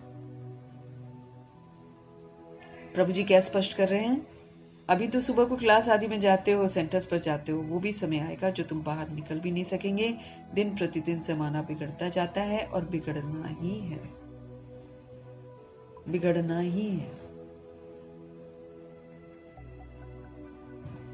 प्रभु जी कह रहे हैं दिन प्रतिदिन जमाना बिगड़ता जाता है और बिगड़ना ही है।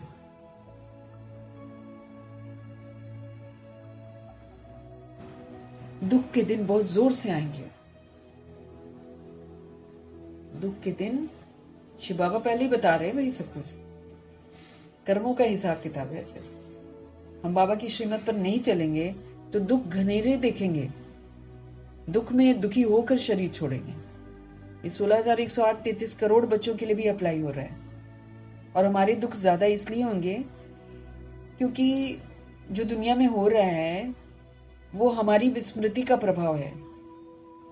तो अगर मैंने सतयुग बनाया नहीं है तो दुख तो झेलेंगे ही ना फिर हम, क्योंकि मैंने अपनी गलतियों को सुधारा नहीं, मैंने सुखधाम बनाया नहीं, तो भुगतेगा कौन? मैं ही तो भुगतूंगी।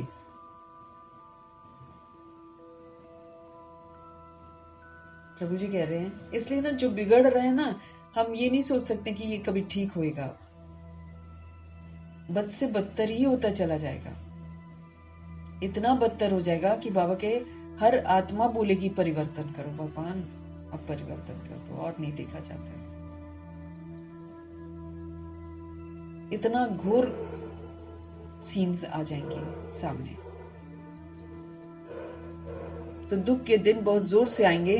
बीमारी आदि में दुख होता है ना, तो फिर भगवान को याद करते हैं, पुकारते हैं। बीमारी में जब दुख होता है, जब बीमारी आदि में दुख होता है ना, फिर भगवान को पुकारते हैं। अभी तुमको मालूम है बाकी थोड़े दिन है, बाबा कहते हैं अभी तुमको मालूम है बाकी थोड़े दिन है, फिर हम अपने शांति धाम सुख धाम जरूर जाएंगे, है ना। दुनिया को तो ये भी पता नहीं है एक्चुअली, दुनिया को तो ये भी पता नहीं है। अभी तुम बच्चे फील करते हो ना, अभी बाप को पूरी रीति जान गए हैं, वो सब तो समझते हैं परमात्मा लिंग है। वो शिवलिंग बनाते हैं ना, वो सोचते हैं ये लिंग है भगवान, हाँ उनको मालूम नहीं है। उसको भी लेकर बहुत गंदी गंदी बातें लोग करते हैं। शिवलिंग की पूजा भी करते हैं। तुम शिव के मंदिर में जाते हो, कभी ये ख्याल किया है कि शिवलिंग क्या चीज है? जरूर ये जड़ है ना, तो चैतन्य भी तो होगा। ये तो जड़ यादगार है, क्योंकि वो निराकार है, तो बिंदी या बिंदी कैसे दिखाए, इसलिए शिवलिंग बनाते हैं। थोड़ा सा बड़ा आकार उसको दे देते हैं। ब्रह्मा जी शुरू करते हैं ना सबसे पहले।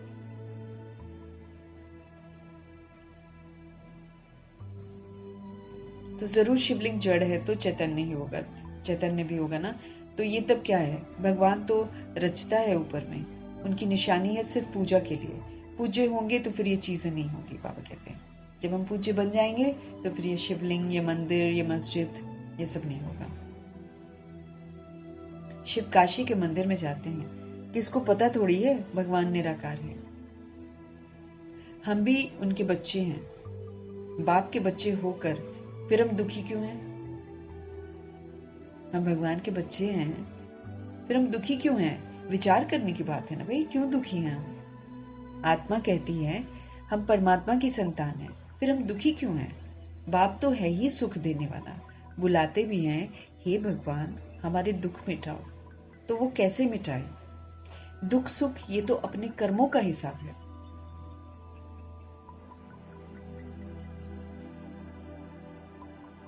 अब जैसे बाबा हमको बोलते हैं,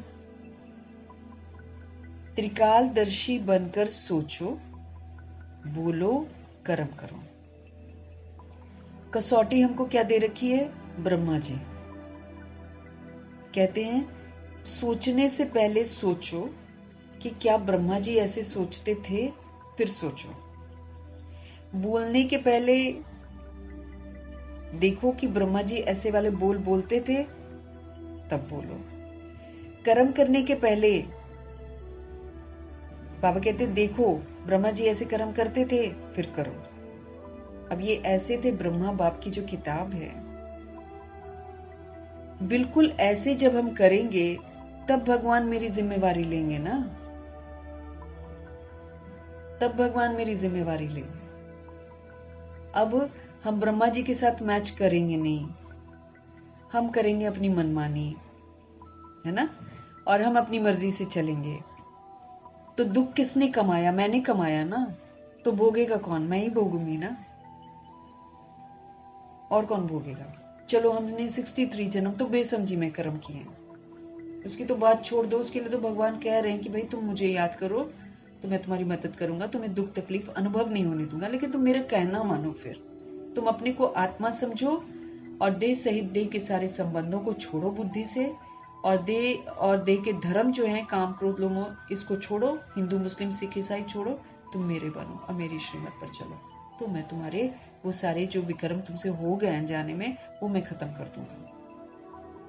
लेकिन अब जो हम भगवान की मुरली पढ़ते पढ़ते गलत कर्म कर गए हैं, जो हमने ब्रह्मा जी के साथ बिना मैच किए हुए अपनी मनमानियां करी हैं, तो ये तो दुख मैंने खुद कमाया है ना। तो इसमें बाबा कैसे हस्तक्षेप करेंगे, कैसे हमको ठीक करेंगे? अगर हम योग लगाते हैं और बोलते हैं भगवान जी मेरे ये वाला तो ठीक नहीं होगा, ये तो मुझे भुगतना ही पड़ेगा, क्योंकि मुरली पढ़ते पढ़ते मैंने मनमानियां करी है, समझ मिली हुई है, वो तो बेसमझी का पाठ है 63 जन्म। यहाँ तो रोज मुझे समझ मिल रही है कि भाई अपने को तुम आत्मा समझो, यहाँ रोज समझ मिल रही है कि भगवान को अपना सर्व संबंधी बनाओ, यहाँ समझ मिल रही है कि सिर्फ एक बाप को याद करो, यहाँ पर बोला जा रहा है कि मनसा को निराकारी बनाओ, वाचा को निरंकारी बनाओ और कर्मणा को निर्विकारी बनाओ, ब्रह्मा जी के साथ मैच करो, फिर करो। हम करते हैं क्या? हम करते हैं सारा दिन क्या? अब नहीं करते तो हम दुख अपने लिए खुद लिखते हैं, खुद लिखते हैं हम दुख।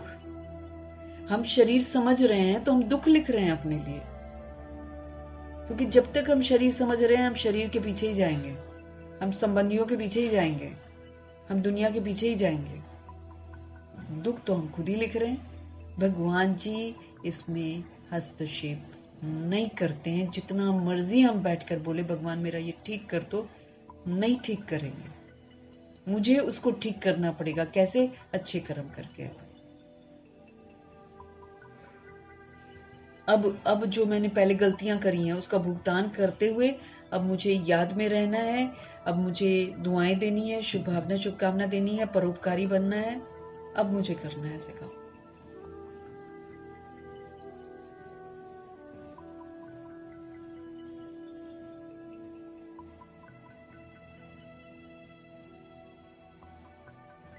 हम खुद लिखते हैं दुख।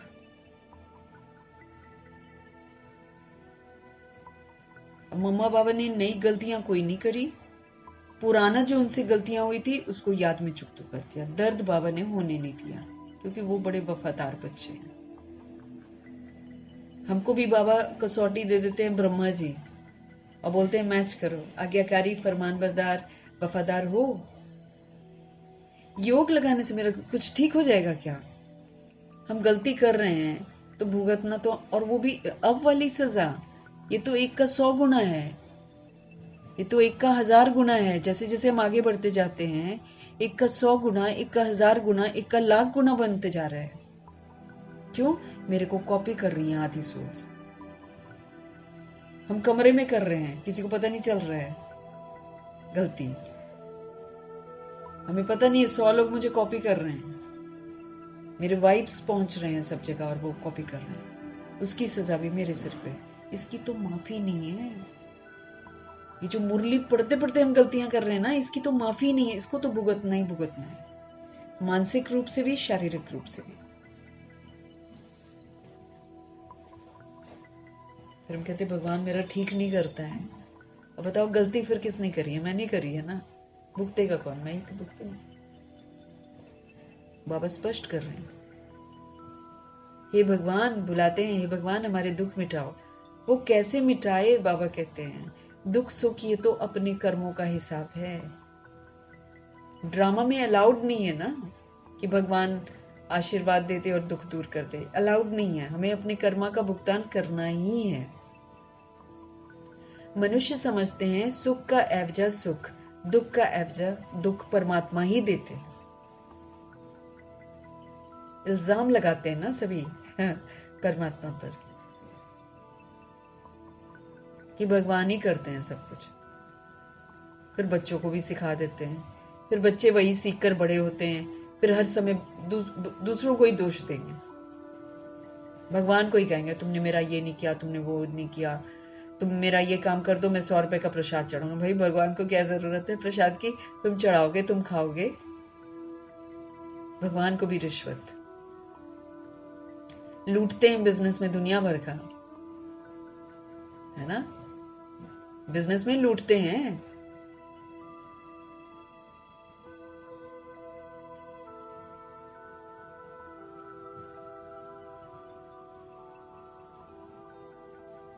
चलो किया है, कर्म का भुगतान तो करना ही पड़ेगा। यहीं पर करना पड़ता है। जनक दादी कहती, एक कणा बाबा के यज्ञ का एक्स्ट्रा खा कर देखो, निकलेगा जरूर। एक कणा एक्स्ट्रा।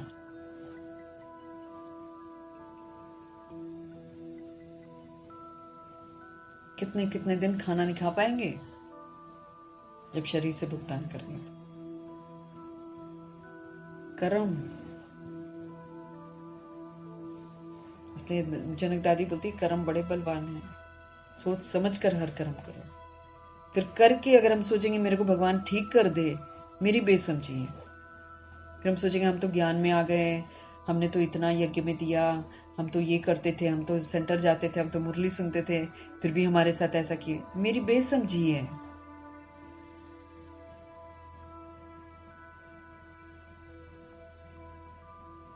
दुख सुख, बाबा कहते मैं कैसे तुम्हारे दुख मिटाऊं? दुख सुख ये तो अपने कर्मों का हिसाब है। ये सृष्टि रूपी ड्रामा कर्म क्षेत्र है। यहाँ जो हम करते हैं यहाँ पर भुगतते जरूर हैं। अभी भी हम ड्रामा के कटघरे में हैं, प्रकृति के कटघरे में हैं, सजाओं के लिए टूट पड़ेंगे ये हम लोग पर। उससे पहले भगवान जी हमको बचा रहे हैं, बच जाओ, बच जाओ, सुधर जाओ। बाबा कहते दुनिया क्या बोलती है, मनुष्य समझते सुख का एवजा सुख, दुख का एवजा दुख परमात्मा ही देते हैं, उन पर रख देते हैं। बाप कहते मैं कभी दुख नहीं देता हूँ, मैं तो आधा कल्प के लिए सुख देकर जाता हूँ। तुम चलो तो सही मेरी मत पर, मैं सुख घनेरे देकर जाता हूँ, मैं किसी को दुख नहीं देता हूँ। ये फिर सुख और दुख का खेल है। सिर्फ सुख का ही खेल होता फिर तो ये भक्ति आदि कुछ न होती। भगवान से मिलने के लिए ही तो ये भक्ति आदि सब करते हैं। अब भगवान मिलते हैं हमको, जब हम भक्ति पूरी करते हैं तो भक्ति का फल हमको ज्ञान मिलता है, भगवान मिलते हैं। इस विधि से देखे तो ड्रामा कल्याणकारी है, क्योंकि भक्ति ना हो तो भक्ति का फल क्यों दे भगवान? फिर हमारी मुलाकात ना हो भगवान से। परम धाम में तो हमारी मुलाकात नहीं होती, हम बिंदियां हैं, वहां तो बात नहीं करते हैं। तो भगवान से बातचीत हो, भगवान का आनंद लें, भगवान से सारा कुछ सीखें, अच्छी अच्छी बातें सीखें, अच्छा जीवन मुक्ति होती क्या है उसको अनुभव करें, मुक्ति होती क्या है उसको अनुभव करें। इसके लिए ड्रामा का, ये भक्ति का पाठ चलता है। हम खूब सारी भक्ति करते हैं, फिर हमको फल मिलता है, ज्ञान।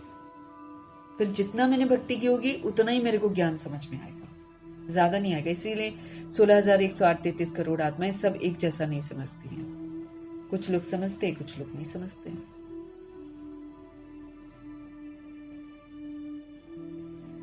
भगवान से मिलने के लिए ही ये भक्ति आदि सब करते ना।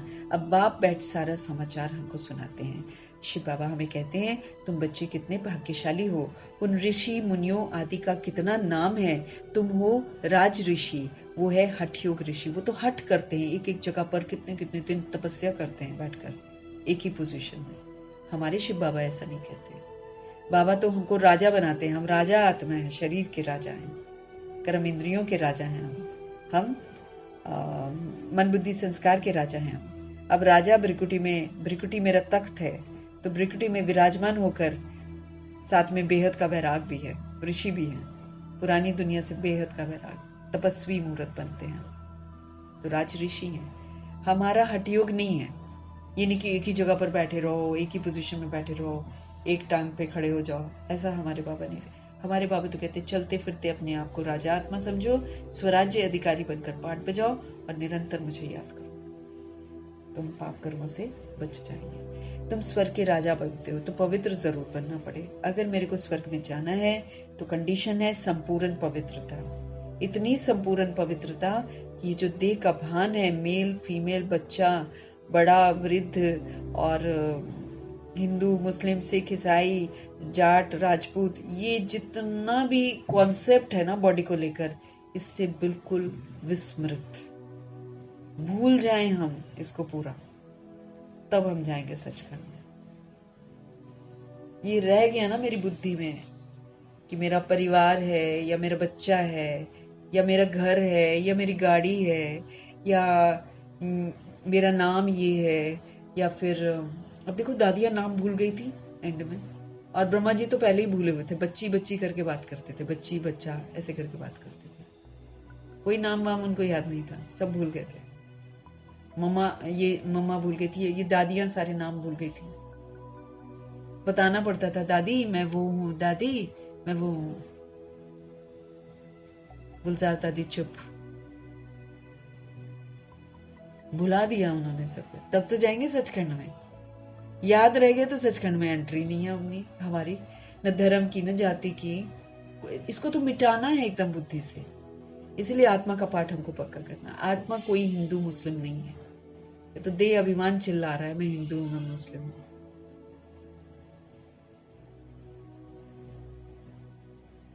शिव बाबा कहते हैं तुम बच्चे कितने भाग्यशाली हो, उन ऋषि मुनियों आदि का तो कितना नाम है। तुम हो राज ऋषि, वो है हठ योग ऋषि। ऋषि अर्थात पवित्र। तुम स्वर्ग के राजा बनते हो तो पवित्र तो जरूर बनना पड़ेगा।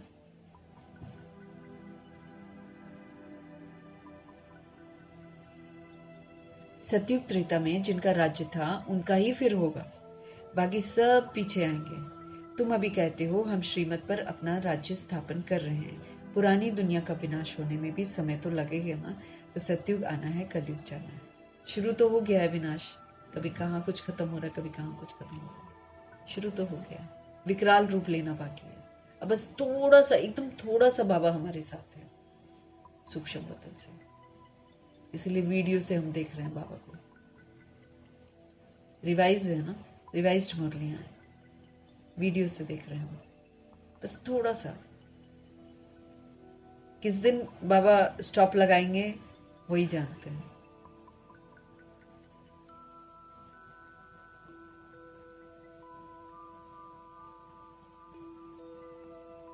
सतयुग त्रेता में जिनका राज्य था उनका ही फिर होगा, बाकी सब पीछे आएंगे। तुम अभी कहते हो हम श्रीमत पर अपना राज्य स्थापन कर रहे हैं। पुरानी दुनिया का विनाश होने में भी समय तो लगेगा ना। सतयुग आना है, कलयुग जाना है। कितनी बड़ी दुनिया है, एक एक शहर मनुष्यों से कितना भरा हुआ है। धनवान आदमी दुनिया का चक्र लगाते हैं, परंतु यहाँ सारी दुनिया को कोई देख ना सके। बाबा क्या कह रहे हैं, कितनी बड़ी दुनिया है ये, एक एक शहर मनुष्यों से कितना भरा हुआ है। धनवान आदमी दुनिया का चक्र लगाते हैं, परंतु यहाँ सारी दुनिया को कोई देख ही ना सके। हाँ, सतयुग में देख सकते हैं, क्योंकि सतयुग में है ही एक राज्य, इतने थोड़े राजाएं होंगे। यहाँ तो देखो कितनी बड़ी दुनिया है, इतनी बड़ी दुनिया का चक्र कौन लगाए। वहां तुमको समुद्र में जाने का नहीं है, वहां सिलोन बर्मा आदि होंगे नहीं, कुछ भी नहीं होगा। ये कराची नहीं होगी। तुम सब मीठी नदियों के किनारे पर रहते हो, खेती बाड़ी आदि सब होती है। इसलिए देखो कराची में बाबा ने सब कुछ दफन करवा दिया ना। वो द्वापर युग के बाद ही निकलेगा बाहर। बाबा कहते तुम ही आत्माएं आओगे और तुम ही आत्माएं फिर यहाँ पर शास्त्र लिखोगे। ऐसे करके बाबा ने जो राज लिखवाए हैं वो बाबा ने वहीं पर दबवा दिए आबू आने से पहले। तो कराची भी नहीं रहेगी। तुम सब मीठी नदियों के किनारे पर रहते हो, खेती बाड़ी आदि सब होती है। सृष्टि तो बड़ी है ना, मनुष्य बहुत थोड़े रहते हैं, फिर पीछे वृद्धि होती है। फिर वहां जाकर अपना राज्य स्थापन किया, धीरे धीरे हप करते गए, अपना राज्य स्थापन कर दिया। अभी तो सबको छोड़ना पड़ता है। एक भारत ही है जिसने किसी का भी राज्य छीना नहीं है, क्योंकि भारत असल में अहिंसक था ना। सब छीन छीन कर यहाँ से गए। कब छीना? जब देवकुल की आत्माएं विस्मृत हुई, तब छीना। जब देवकुल की आत्माएं स्मृति स्वरूप थी तो किसी की ताकत नहीं थी छीनने की। तो जैसे जैसे विकार में जाते गए ना, वैसे वैसे दूसरी हस्तियों ने आकर छीना है। बाबा कहते अभी तो सबको छोड़ना पड़ता है। एक भारत ही है जिसने किसी का भी राज्य छीना नहीं है, क्योंकि भारत असल में अहिंसक है ना। भारत ही सारी दुनिया का मालिक था और सब पीछे आए हैं जो टुकड़े टुकड़े लेते गए हैं। तुमने कोई को हप नहीं किया है, अंग्रेजों ने हप कर लिया है। तुम भारतवासियों को तो बाप विश्व का मालिक बनाते हैं। तुम कहाँ गए? तुम कहाँ गए थोड़ी हो। तुम बच्चों की वृद्धि में ये सारी बातें हैं। फिर जो वृद्ध माताएं हैं तो इतना सब कुछ समझ ना सके ना, जो पुराने सोल्स हैं जो मना जो सीधे साधे हैं, जो पढ़े लिखे नहीं थे बिल्कुल भी, वो सब तो सीधी सादी हैं। उनको ये पूरा ज्ञान समझ में नहीं आता, उनको बाबा समझ में आता है बस। तो बाबा कहते हैं वो तो इतना सब कुछ समझ नहीं सकती जो बाबा समझाते हैं। बाप कहते हैं अच्छा है जो तुम कुछ भी पढ़ी नहीं हो। फिर बाबा कहते हैं ये भी बात सही है, तुम पढ़ी नहीं हो ना तो सच्चे दिल से बाबा को तो याद करती है ना। सच्चाई और सफाई तो मायने रखती है यहाँ पर।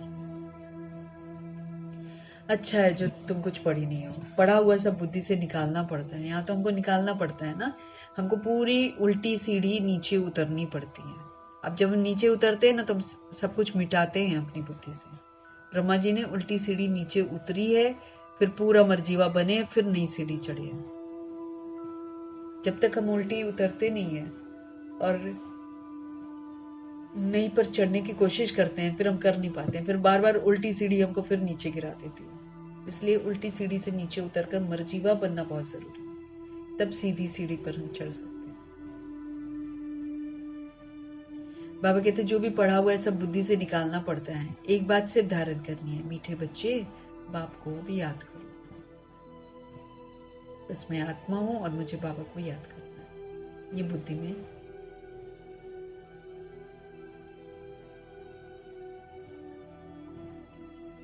में हमको अच्छी रीति रखना है।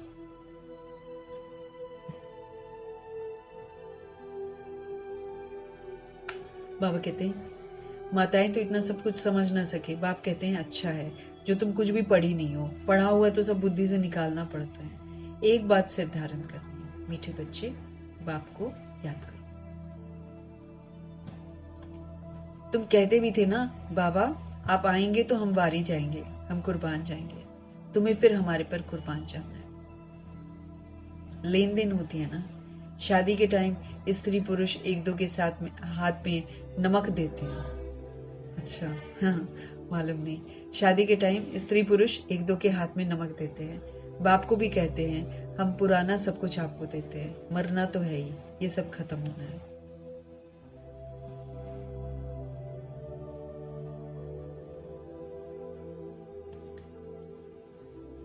तुम कहते भी थे ना बाबा आप आएंगे तो हम वारी जाएंगे, तो कुर्बान जाएंगे। तुम्हें फिर हमारे पर कुर्बान जाना है। लेन देन होती है ना। शादी के टाइम स्त्री पुरुष एक दो को हाथ में नमक देते हैं और बाप को भी कहते हैं हम पुराना सब कुछ आपको देते हैं। तो वो नमक देते हैं मतलब वो पुराना अपना जो भी, पता नहीं क्यों देते हैं। ऐसे तो नमक तो लड़ाई के लिए होता है, किसी को अलग करना हो ना तो नमक। ये जो बाप को भी कहते हैं हम पुराना सब कुछ आपको देते हैं, मरना तो है ही, ये सब खत्म होना है। सब कुछ खत्म हो जाना है तो सब कुछ बुद्धि से प्रभु को सौंप देना है। हमारा कुछ भी नहीं है, ताकि मुंह हट जाए ना हमारा। आप हमको फिर नई दुनिया में देना। बाप आते ही हैं सबको ले जाने के लिए। काल है ना, तो सिंध में कहते थे ये कौन सा काल है जो सबको भगा कर ले जाते हैं। तुम बच्चे तो खुश होते हो, बाप आते ही हैं ले जाने के लिए। हम तो खुशी से अपने घर जाएंगे। सहन भी करना पड़ता है, बाबा कहते हैं सहन करना पड़ता है। अच्छे अच्छे बड़े बड़े घर की माताएं मारे खाती हैं। मोहिनी दीदी और जनक दादी, ये सब बड़े बड़े घर की आत्माएं हैं। गुलजार दादी और उनकी मम्मी तो रात को ऊपर से नीचे कूद कर फिर भाग कर गई थी बाबा के घर में आधी रात को। एडवेंचरस है वो। हीरो हीरोइन तो नाटकपंथी करते हैं, झूठ झूठ की एक्टिंग करते हैं। ये तो सच का इनके साथ हुआ है। कैसे ये लोग बुरी जिंदगी से भागकर बाहर गए हैं।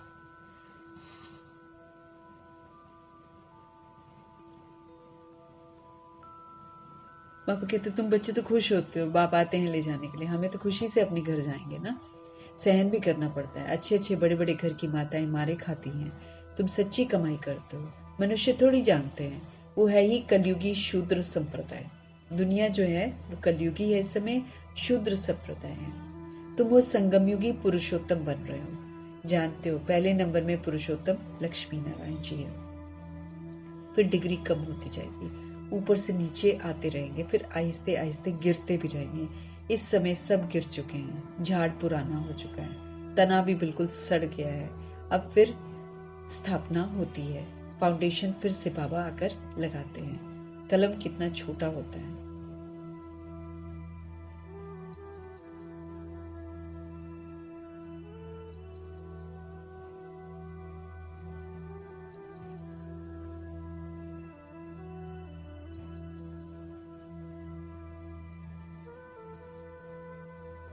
बाबा कह रहे हैं आहिस्ते फिर आहिस्ते आहिस्ते गिरते रहेंगे। इस समय सब गिर चुके हैं, झाड़ पुराना हो चुका है, तना भी सड़ गया है। अब फिर स्थापना होती है, फाउंडेशन लगता है ना। कलम कितना छोटा होता है, फिर उनसे कितना बड़ा झाड़ बढ़ जाता है ना। गुलाब की कलम काटते हैं फिर लगाते हैं, फिर वो कितना बड़ा हो जाता है। तो बाबा कहते हैं अब फिर स्थापना होती है, फाउंडेशन लगता है ना। कलम कितना छोटा होता है, फिर उसमें कितना बड़ा झाड़ बढ़ जाता है। ये भी झाड़ है, सत्युग में बहुत छोटा झाड़ होता है, अब कितना बड़ा झाड़ है। वैरायटी फूल कितने हैं मनुष्य सृष्टि के, एक ही झाड़ में कितनी वैरायटी है। अनेक वैरायटी धर्मों का झाड़ है मनुष्यों का, एक सूरत ना मिले दूसरे से। बना बनाया ड्रामा है ना, एक जैसा पार्ट कोई का हो ही नहीं सकता है। इसको कहा जाता है कुदरती बना बनाया बेहद का। कुदरती हम आते हैं, कुदरती हम एक्टिंग करते रहते हैं और फिर हम ड्रामा बना देते हैं। इनमें भी बनावट बहुत है, जो चीज रियल होती है वो खत्म भी होती है। फिर बाबा कहते हैं 5000 वर्ष के बाद रियलिटी में फिर से आएंगे। चित्र आदि भी कोई रियल बने हुए थोड़ी हैं। ब्रह्मा की भी शक्ल फिर 5000 वर्ष बाद तुम देखेंगे। इस ड्रामा के राज को समझने में बुद्धि बड़ी विशाल चाहिए, और कुछ न समझें, सिर्फ एक बात बुद्धि में रखो, एक शिव बाबा दूसरा न कोई। बाबा कहते हैं इस ड्रामा का जो सीक्रेट है उसको समझने में बुद्धि बड़ी विशाल चाहिए, और कुछ न भी समझ में आए, बाबा कहते सिर्फ एक बात बुद्धि में रखो, एक शिव बाबा दूसरा न कोई। आत्मा का एक शिव बाबा दूसरा न कोई, ये रियलिटी है। जितना मर्जी हम रिश्तेदारी बना लें,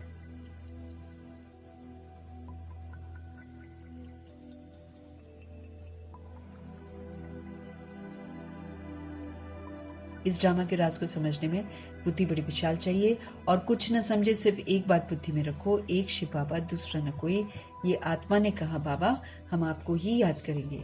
ये तो सहज है ना, हाथों से कर्म करते रहो और बुद्धि से बाप को याद करते रहो। कर्म तो हमको करना ही है, लेकिन कर्म करते हुए अटेंशन इस बात का रखना है कि हमको शिव पिता परमात्मा की यादों में ही रहना है। अच्छा, मीठे मीठे से खिलते बच्चों प्रति माता पिता बाप दादा का याद प्यार भी और गुड मॉर्निंग भी। रूहानी बाप की रूहानी बच्चों को नमस्ते। हम रूहानी बच्चों की भी रूहानी बाप को दिल से, जान से, सिख से, प्रेम से, अदब से, पूरे रिगार्ड से, पूरे रिस्पेक्ट से, मोहब्बत से, प्यार भरी स्नेह भरी नमस्ते, और तहे तहे दिल से प्रभु जी का धन्यवाद।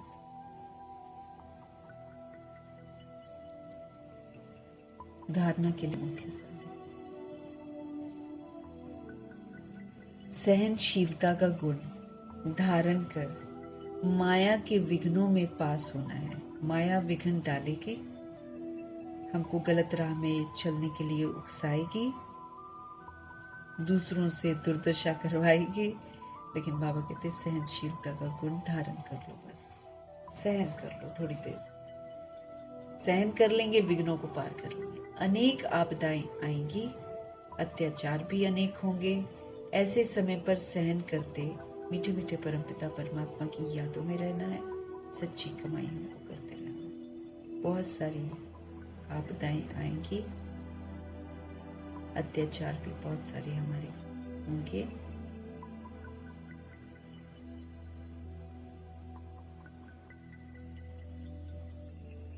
तो ऐसे समय पर सहन करते बाप की याद में रहना है, सच्ची कमाई हमको करते रहना। बाबा की याद में रहना मतलब सच्ची कमाई करना।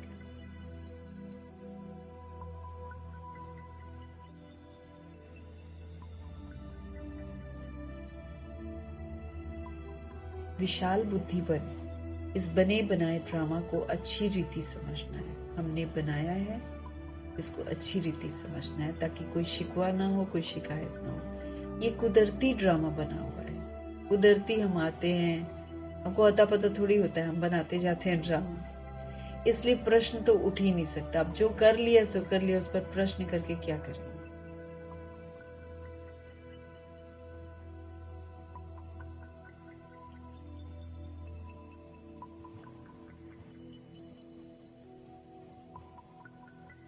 तो विशाल बुद्धि बन इस बने बनाए ड्रामा को अच्छी रीति से हमें समझना है ये कुदरती ड्रामा बना हुआ है, इसलिए प्रश्न उठ नहीं सकता है।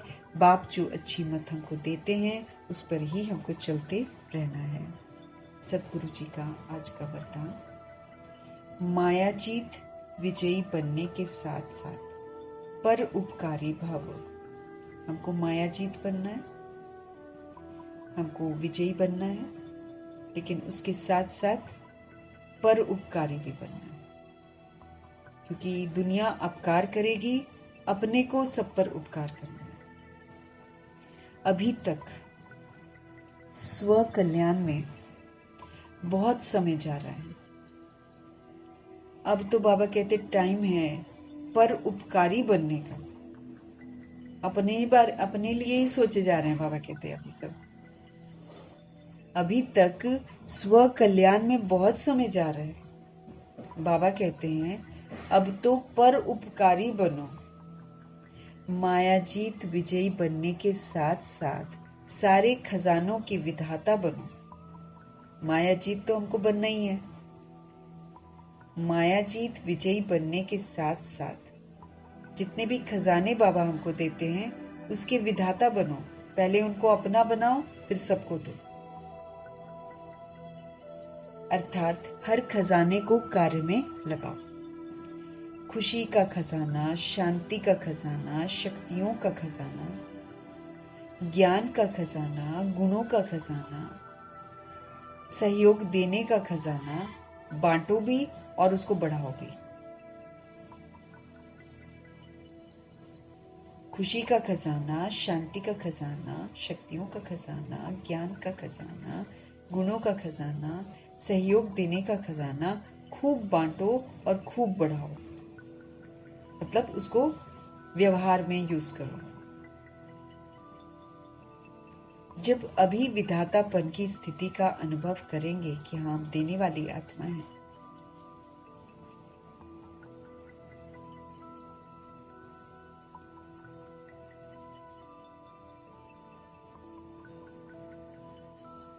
तो खजाने जितने भी हैं बाबा कहते उसको यूज करो, सेवाओं में लगाओ।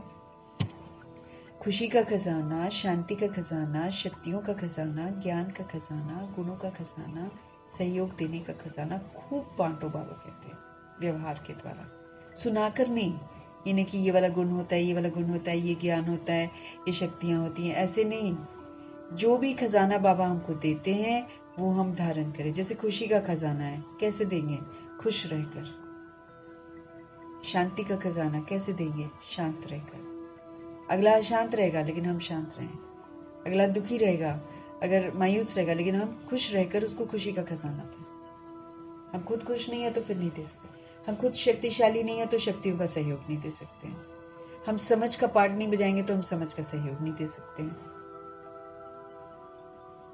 हम गुणों का खजाना यूज नहीं करेंगे तो हम कैसे गुणों का खजाने का सहयोग दे सकते हैं?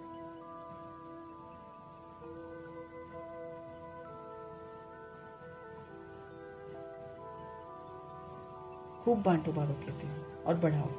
जब अभी हम विधातापन की स्थिति का अनुभव करेंगे, अर्थात हम अपकार कर रहे हैं ना, नहीं बाबा कहते हैं पर उपकारी बन रहे हैं ना। बाबा कहते हैं दुनिया जो है वो हमारे पर अपकार कर रही है, ठीक है।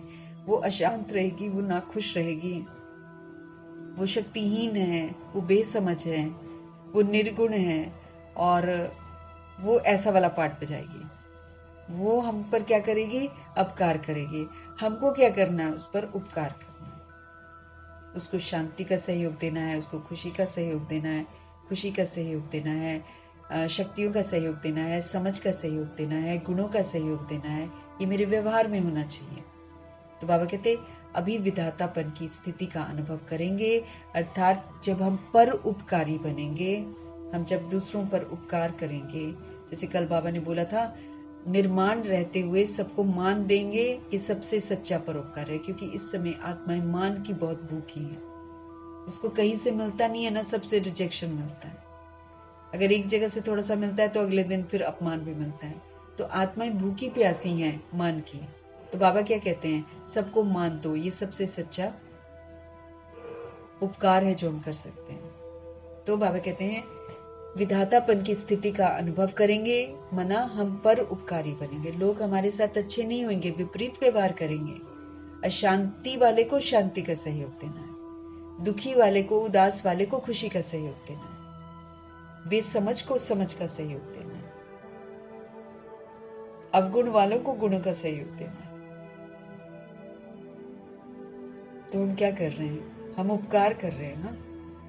तो पर उपकारी बनेंगे, तब जाकर अनेक जन्म हम विश्व राज्य अधिकारी बनेंगे। अगर मेरे को विश्व राज्य अधिकार चाहिए तो मेरे को क्या करना पड़ेगा? शिव बाबा कहते हैं पर उपकारी बनो। भगवान से मिला हुआ खजाना सबको सहयोग में देते जाओ, व्यवहार के द्वारा, सुनाकर नहीं। सुनेगा नहीं कोई हमसे। द्वापर युग कलयुग की सोल्स मेरे से ज्ञान सुनेगी क्या? कभी भी नहीं सुनेगी। लेकिन जो बाबा हमको शिक्षाएं देते हैं, जब मैं आत्मा उन शिक्षाओं को अपने जीवन में धारण करूंगी, तब वो अपने को सुनेंगे। ना हमारे व्यवहार को देखेंगे ना, तब वो चेंज करेंगे। हमको क्या करना है? परोपकार करना, पर उपकार करना। जब हम करेंगे यहाँ पर, तब जाकर अनेक जन्म विश्व राज्य अधिकारी बनेंगे, अर्थात राजाई घराने में जाएंगे। स्लोगन: विश्व कल्याणकारी बनना है तो अपनी सारी कमजोरियों को हमेशा के लिए विदाई दे दो। कमजोरियां हमारी क्या है? रिएक्ट करना, रिजेक्ट करना, क्वेश्चन करना, करेक्शन करना, अवगुण देखना, कमी कमजोरियां देखना, ये सारे हमारे क्या है? कमी कमजोरियां। गुस्सा करना, आवेश में आना, चिढ़ जाना, कामनाएं रखना, लोभ रखना, मोह रखना, सारा क्या है? कमजोरियां हमारी।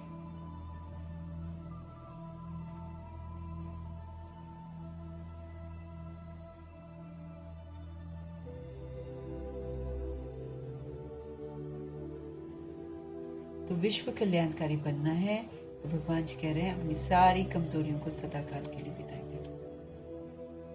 दूसरों को देखना, पर चिंतन करना, प्रदर्शन करना, पर दोष, ये सारा दूसरों को देखते हैं ना हम। ये सारी हमारी क्या है? कमजोरियां हैं। तो अगर हमको विश्व कल्याणकारी बनना है तो हमारे मीठे मीठे बाबा बोल रहे हैं अपनी सारी कमजोरियों को हमेशा के लिए विदाई दे दो।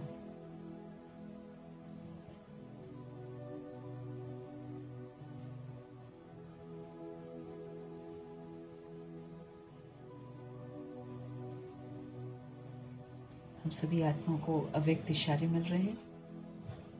अब लगन की अग्नि को प्रज्वलित कर योग को ज्वाला रूप बनाओ। योग ऑर्डिनरी अब नहीं चलेगा। बाबा कहते इसको ज्वाला रूप बनाओ। अब लगन की अग्नि को प्रज्वलित करो, लगन लग जाए।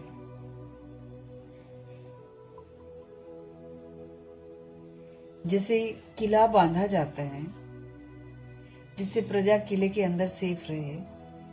एक राजा के लिए कोठरी नहीं बनाते, किला बनाते हैं ना। जैसे किला जो है उसको बांधा जाता है चारों तरफ से, जिससे प्रजा जो है ना किला के अंदर एकदम सेफ रहे। एक राजा के लिए कोठरी नहीं बनाते हैं, कितना किला बनाते हैं राजा के लिए। आप सभी भी स्वयं के लिए, साथियों के लिए, दूसरी सोल्स के लिए ज्वाला रूप याद का किला बांधो। हम याद में रहेंगे तो हम किला बांध देंगे।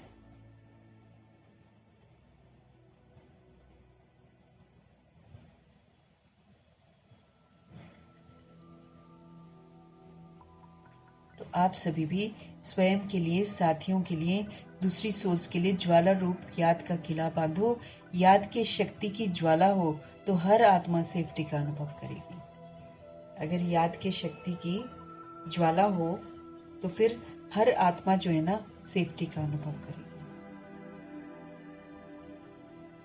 याद की शक्ति की ज्वाला हो तो सारी सोल्स जो है वो सेफ्टी का अनुभव करेंगे। तो बाबा कहते आप सभी भी स्वयं के लिए भी, साथियों के लिए भी अन्य आत्माओं के लिए भी ज्वाला रूप याद का किला बांधो, याद के शक्ति की ज्वाला हो, तो फिर हर आत्मा जो है सेफ्टी का अनुभव करेगी, हर सोल सेफ्टी का अनुभव करेगी।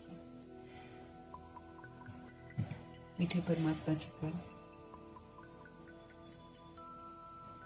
तहे दिल से हम धन्यवाद करेंगे। ब्रह्मा माँ का धन्यवाद, जगदम्बा माँ का धन्यवाद, अष्टरत्नों का धन्यवाद, नवग्रहों का धन्यवाद, एडवांस पार्टी के सोल्स का धन्यवाद, बची हुई जितनी भी आत्माएं हैं सबका धन्यवाद, 5 तत्वों का धन्यवाद, ड्रामा का धन्यवाद, प्रकृति का धन्यवाद, माया का धन्यवाद, दूत का धन्यवाद, करोड़ों की बाती का धन्यवाद, साधनों का धन्यवाद, साधन बनाने वालों का धन्यवाद, साथ में रहने वाली सोल्स का धन्यवाद, सहयोगी आत्मा का धन्यवाद, अविनाशी खजानों का धन्यवाद, समय का धन्यवाद, शरीर रूपी इंस्ट्रूमेंट का धन्यवाद, आप सभी सोल्स का धन्यवाद, सृष्टि की मेहमान नवाजी का तहे दिल से हम धन्यवाद करेंगे और सभी आत्माओं की तरफ से सृष्टि की मेहमान नवाजी का धन्यवाद करेंगे। धन्यवाद करते हुए ओम शांति।